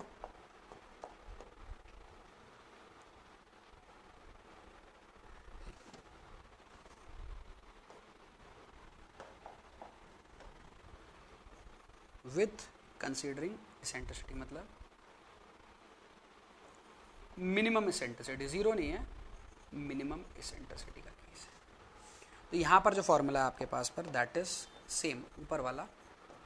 अब फॉर्मूला क्या होगा, फॉर्मूले के लिए आपका जो IS कोड है, कौन सा IS कोड, 456-2000, उससे हमने पूछा कि भैया इसेंट्रिसिटी आएगी तो क्या होगा। मुझे आप लोग बताएंगे IS कोड ने क्या कहा होगा। मैं आपसे पूछता हूं, क्या इसेंट्रिसिटी आएगी तो बियरिंग कैपेसिटी बढ़ेगी या कम हो जाएगी? इसेंट्रिसिटी की वजह से, इसेंट्रिसिटी आने की वजह से क्या कॉलम की क्षमता और बढ़ जाएगी और कम हो जाएगी? बढ़ेगी कम होगी? क्या होगा, कम हो जाएगी। मनीष तुम्हारी आग लगाने वाला क्या तुम्हारा वो चलता ही रहता है क्या? जब कभी लिखोगे आग लगा के लिखोगे।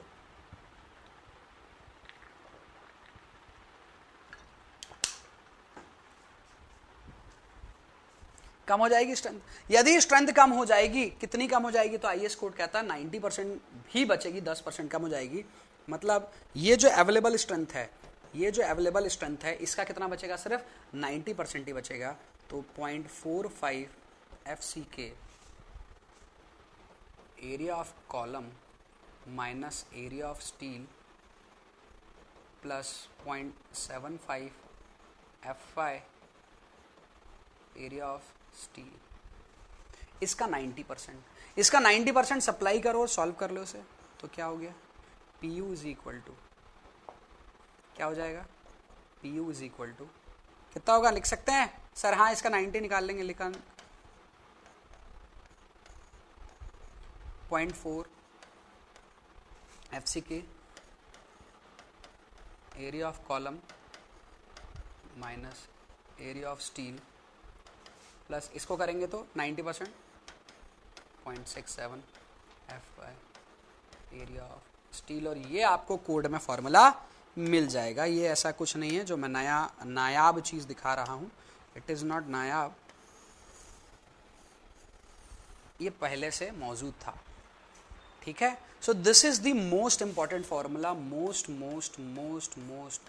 इंपॉर्टेंट फॉर्मूला, भूलना नहीं है। चाहे नाम भूल जाएं, अपना नहीं, उसका जिसका नाम लिए जा रहे हो डेली दिन रात उसका, लेकिन ये नहीं भूलना है। क्लियर है बात? सो this is the bearing capacity of column, ये है बियरिंग कैपेसिटी ऑफ कॉलम, है ना।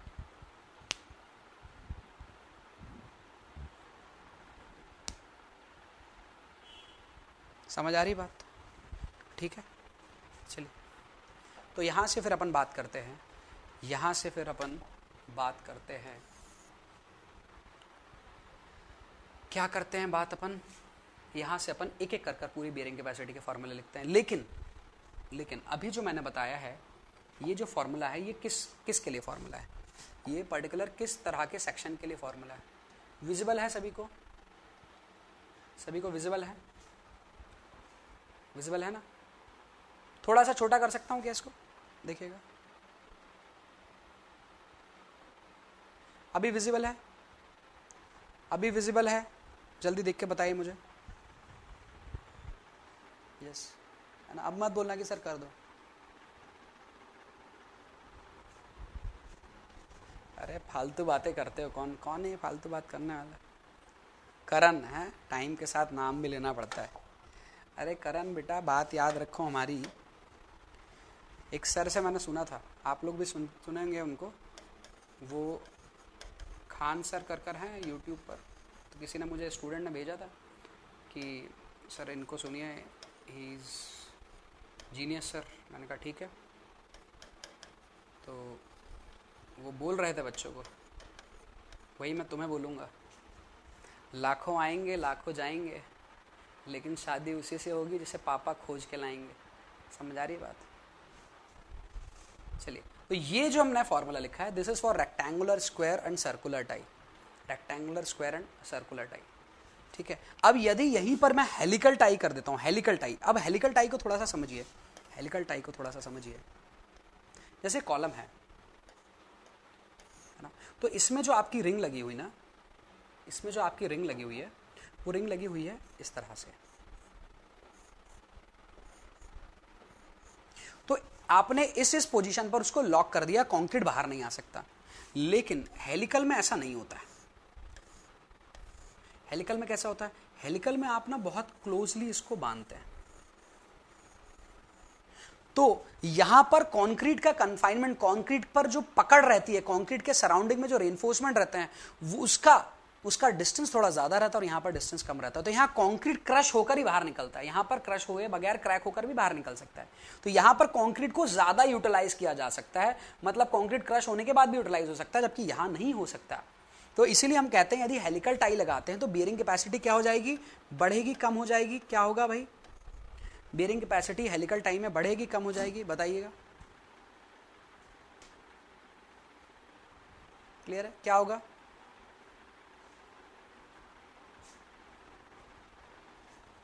इंक्रीज कर जाएगी। यदि इंक्रीज कर गई तो फॉर्मूला लिख देता हूं, P U is equal to, कितनी परसेंट बढ़ जाती है सर? 5% बढ़ जाती है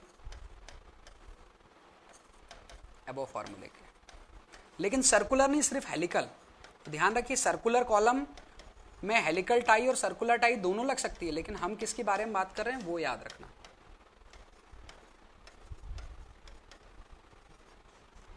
क्लियर है बात? याद रखेंगे?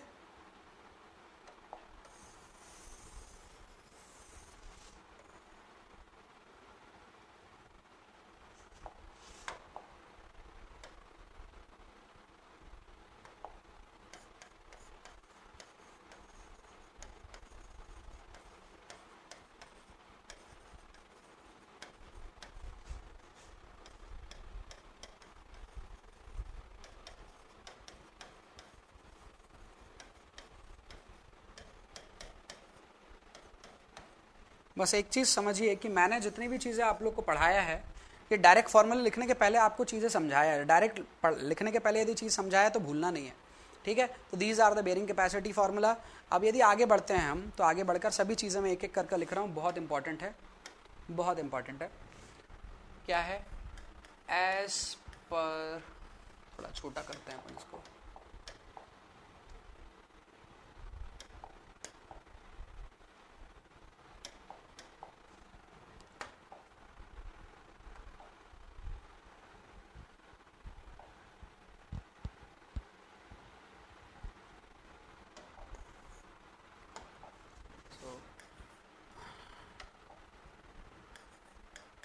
as per IS 456 2000 design of column, ठीक है, एक एक कर कर लिखता हूँ। सबसे पहले हम क्या पता करेंगे, और हमने पता किया है, सबसे पहले हमने पता किया है स्लेंडरनेस रेशियो। स्लेंडरनेस रेशियो कैसे निकाला जाता है? स्लेंडरनेस रेशियो निकाला जाता है लैम्डा के बेसिस पर। तो हम बात करते हैं शॉर्ट कॉलम एंड कौन सा, long column, less than 12 greater than equal to 12, ठीक है। इसके बाद हमने बात किया था कौन सा, इसके बाद हमने बात किया था इसेंट्रिसिटी, हमने बात किया था एक्सीडेंटल इसेंट्रिसिटी। इसे एक्सीडेंटल में क्या लिखा था हमने,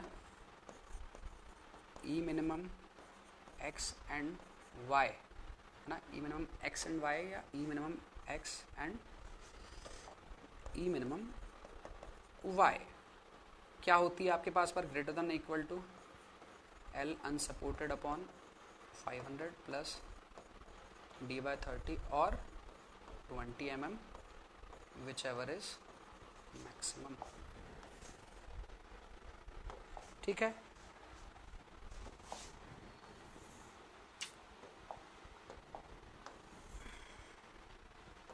ठीक है, ये हो गया ई मिनिमम, एक्सीडेंटल इसेंट्रिसिटी हो गई। अब क्या लिखते हैं अपन, परमिसिबल।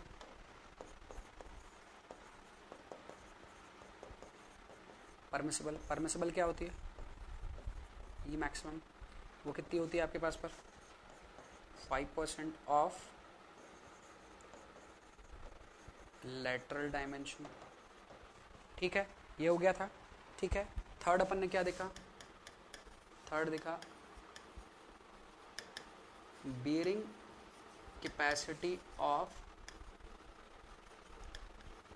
Compression column. अब थोड़ा ध्यान से समझिए, अपन ने कंप्रेशन कॉलम का ये जो लिखा है ना, ये जो लिखा है, ये जो अपन ने लिखा है, वो सभी अपन ने किसके बारे में बात कर रहा है, बेयरिंग कैपेसिटी, किसके बारे में, अपन बात कर रहे हैं कंप्रेशन कॉलम। कौन सा कॉलम, कंप्रेशन कॉलम। अब कंप्रेशन कॉलम कौन सा होता है पता है क्या, कंप्रेशन कॉलम कौन सा होता है क्या पता है, क्या पता है सभी को, कंप्रेशन मतलब हम इनके बारे में नहीं पढ़ रहे, यूनिएक्सियल बाइएक्सियल के बारे में नहीं पढ़ रहे, क्या और क्यों नहीं पढ़ रहे हैं उसके आगे बताऊंगा, है ना, क्योंकि अभी हम सिर्फ लोडिंग को, हम सिर्फ कंप्रेसिव स्ट्रेसेस के बारे में बेसिस पर बात कर रहे हैं। हमने बेंडिंग स्ट्रेस तो लिया ही नहीं, बेंडिंग स्ट्रेस के कंसिडरेशन को मैं आगे समझा दूंगा, ठीक है। अभी अपन यही बात कर रहे हैं सिर्फ bearing capacity of compression column. अपन ने पता किया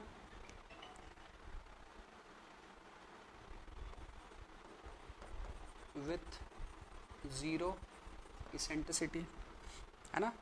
हमने दो फॉर्मूले लिखे हैं, क्या क्या लिखे हैं भैया, सर एक लिखा है विथ जीरो इसेंट्रिसिटी लिखा है sir,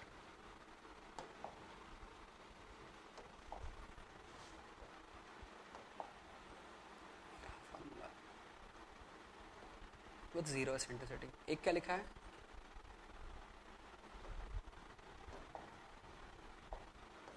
with minimum eccentricity, with minimum eccentricity in a rectangular square circular tie। यदि इस तरह की तीनों तरह की यदि कोई टाई रहेगी, रेनफोर्समेंट रहेगा, then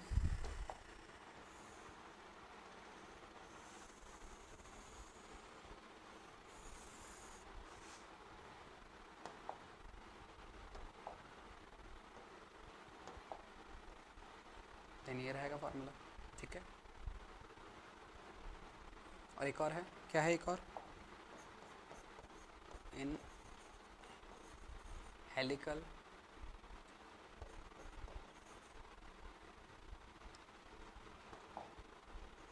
Tide column. Helical tied column में क्या है, ये लिखा है आपने,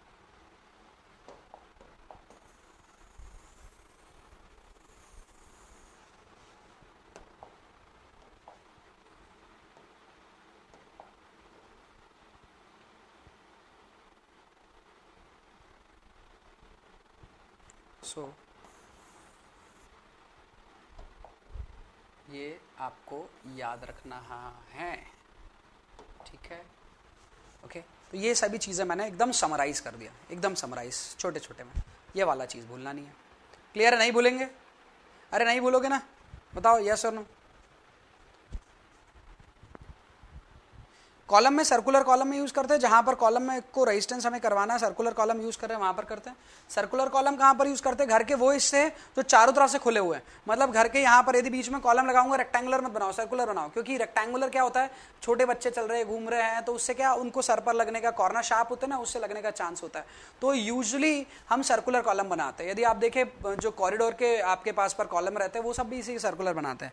लेकिन अब बिल्डिंग का जो रेसिडेंशियल बिल्डिंग रहता है उसमें बिल्डर इतना सोचता है रेक्टेंगुलर बना देता है। क्यों? क्योंकि उसको पूरे कॉलम जो है वो रेक्टेंगुलर ही बनाने ना, नीचे से लेकर ऊपर तक। बस एक फ्लोर का में जो सेंटर, हालांकि सेंटर में कॉलम मिलता नहीं, लेकिन मिल गया कभी तो उस हिसाब से दिखता है, ठीक है। चलिए अब यहां पर एकदम 2-3 चीज बस बेसिक बेसिक बता दे रहा हूं। क्या? किससे रिलेटेड? रेनफोर्समेंट से रिलेटेड। क्या है रेनफोर्समेंट से रिलेटेड सर? रेनफोर्समेंट से रिलेटेड है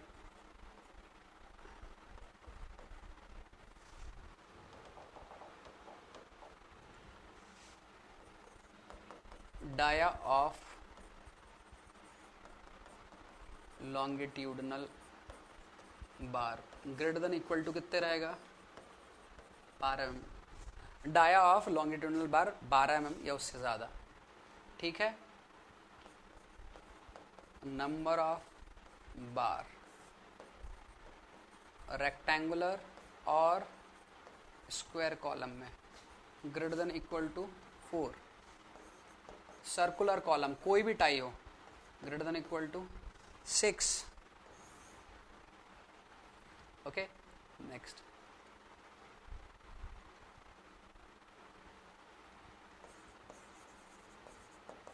स्पेसिंग बिटवीन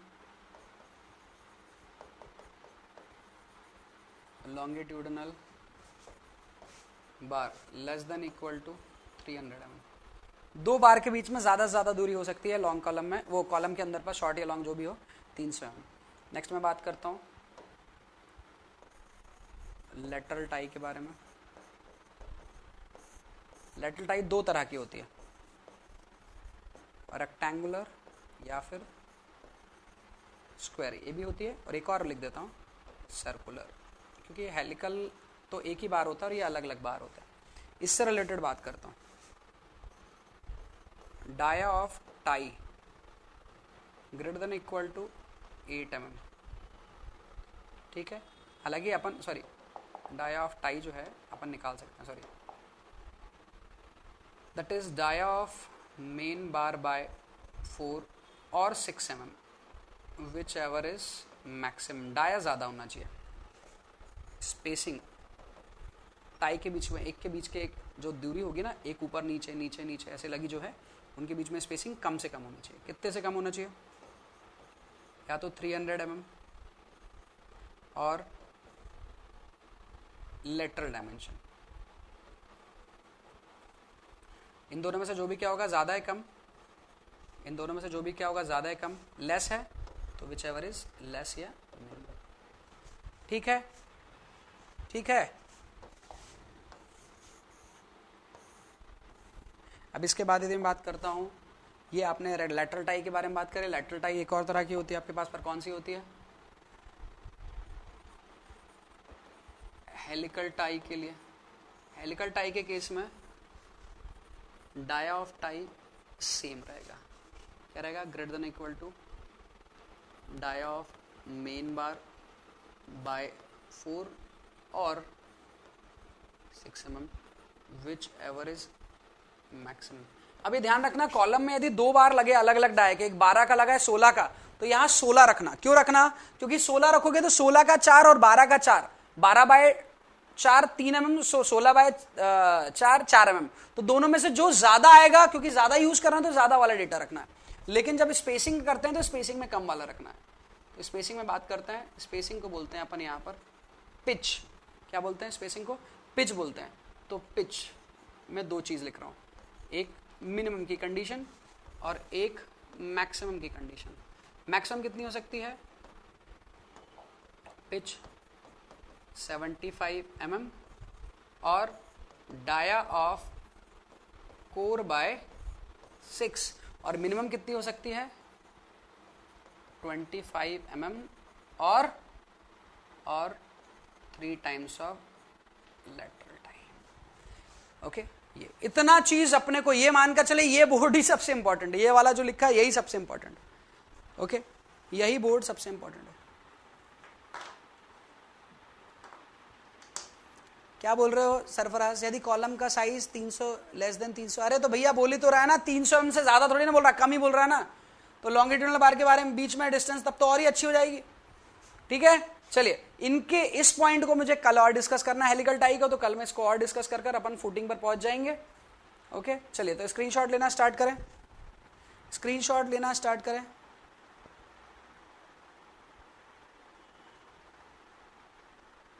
क्या जीरो लिख रहे हो? जीरो का मतलब क्या हुआ योगिता? चलिए ले लीजिए स्क्रीनशॉट। हो गया, नेक्स्ट नेक्स्ट हो गया, नेक्स्ट हो गया, हो गया, नेक्स्ट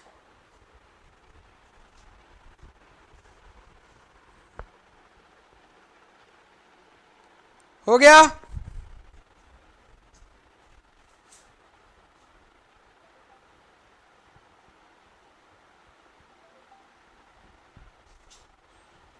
हो गया, नेक्स्ट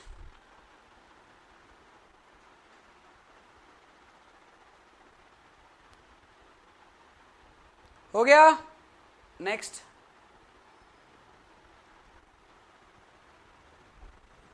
हो गया,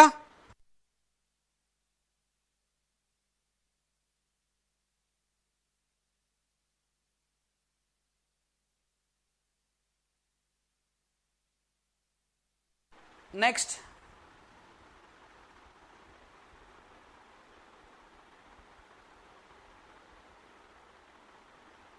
हो गया,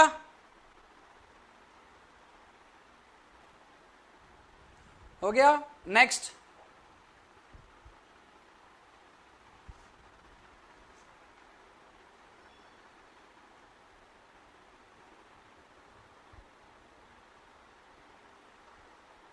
पिच कल एक बार और बताऊंगा प्रणव, टेंशन मत लो। नेक्स्ट, इधर से सबसे इंपॉर्टेंट है, लास्ट की 2-3 स्लाइड बहुत इंपॉर्टेंट है। नेक्स्ट, ओके ओके, डन, ठीक है। चलिए मिलते हैं कल सेम टाइम पर, और कल हम लोग स्टार्ट करेंगे फुटिंग का पार्ट, और थोड़ा सा जो हेलिकल टाई है वो बता दूंगा। ठीक है, स्लाइड नंबर 6।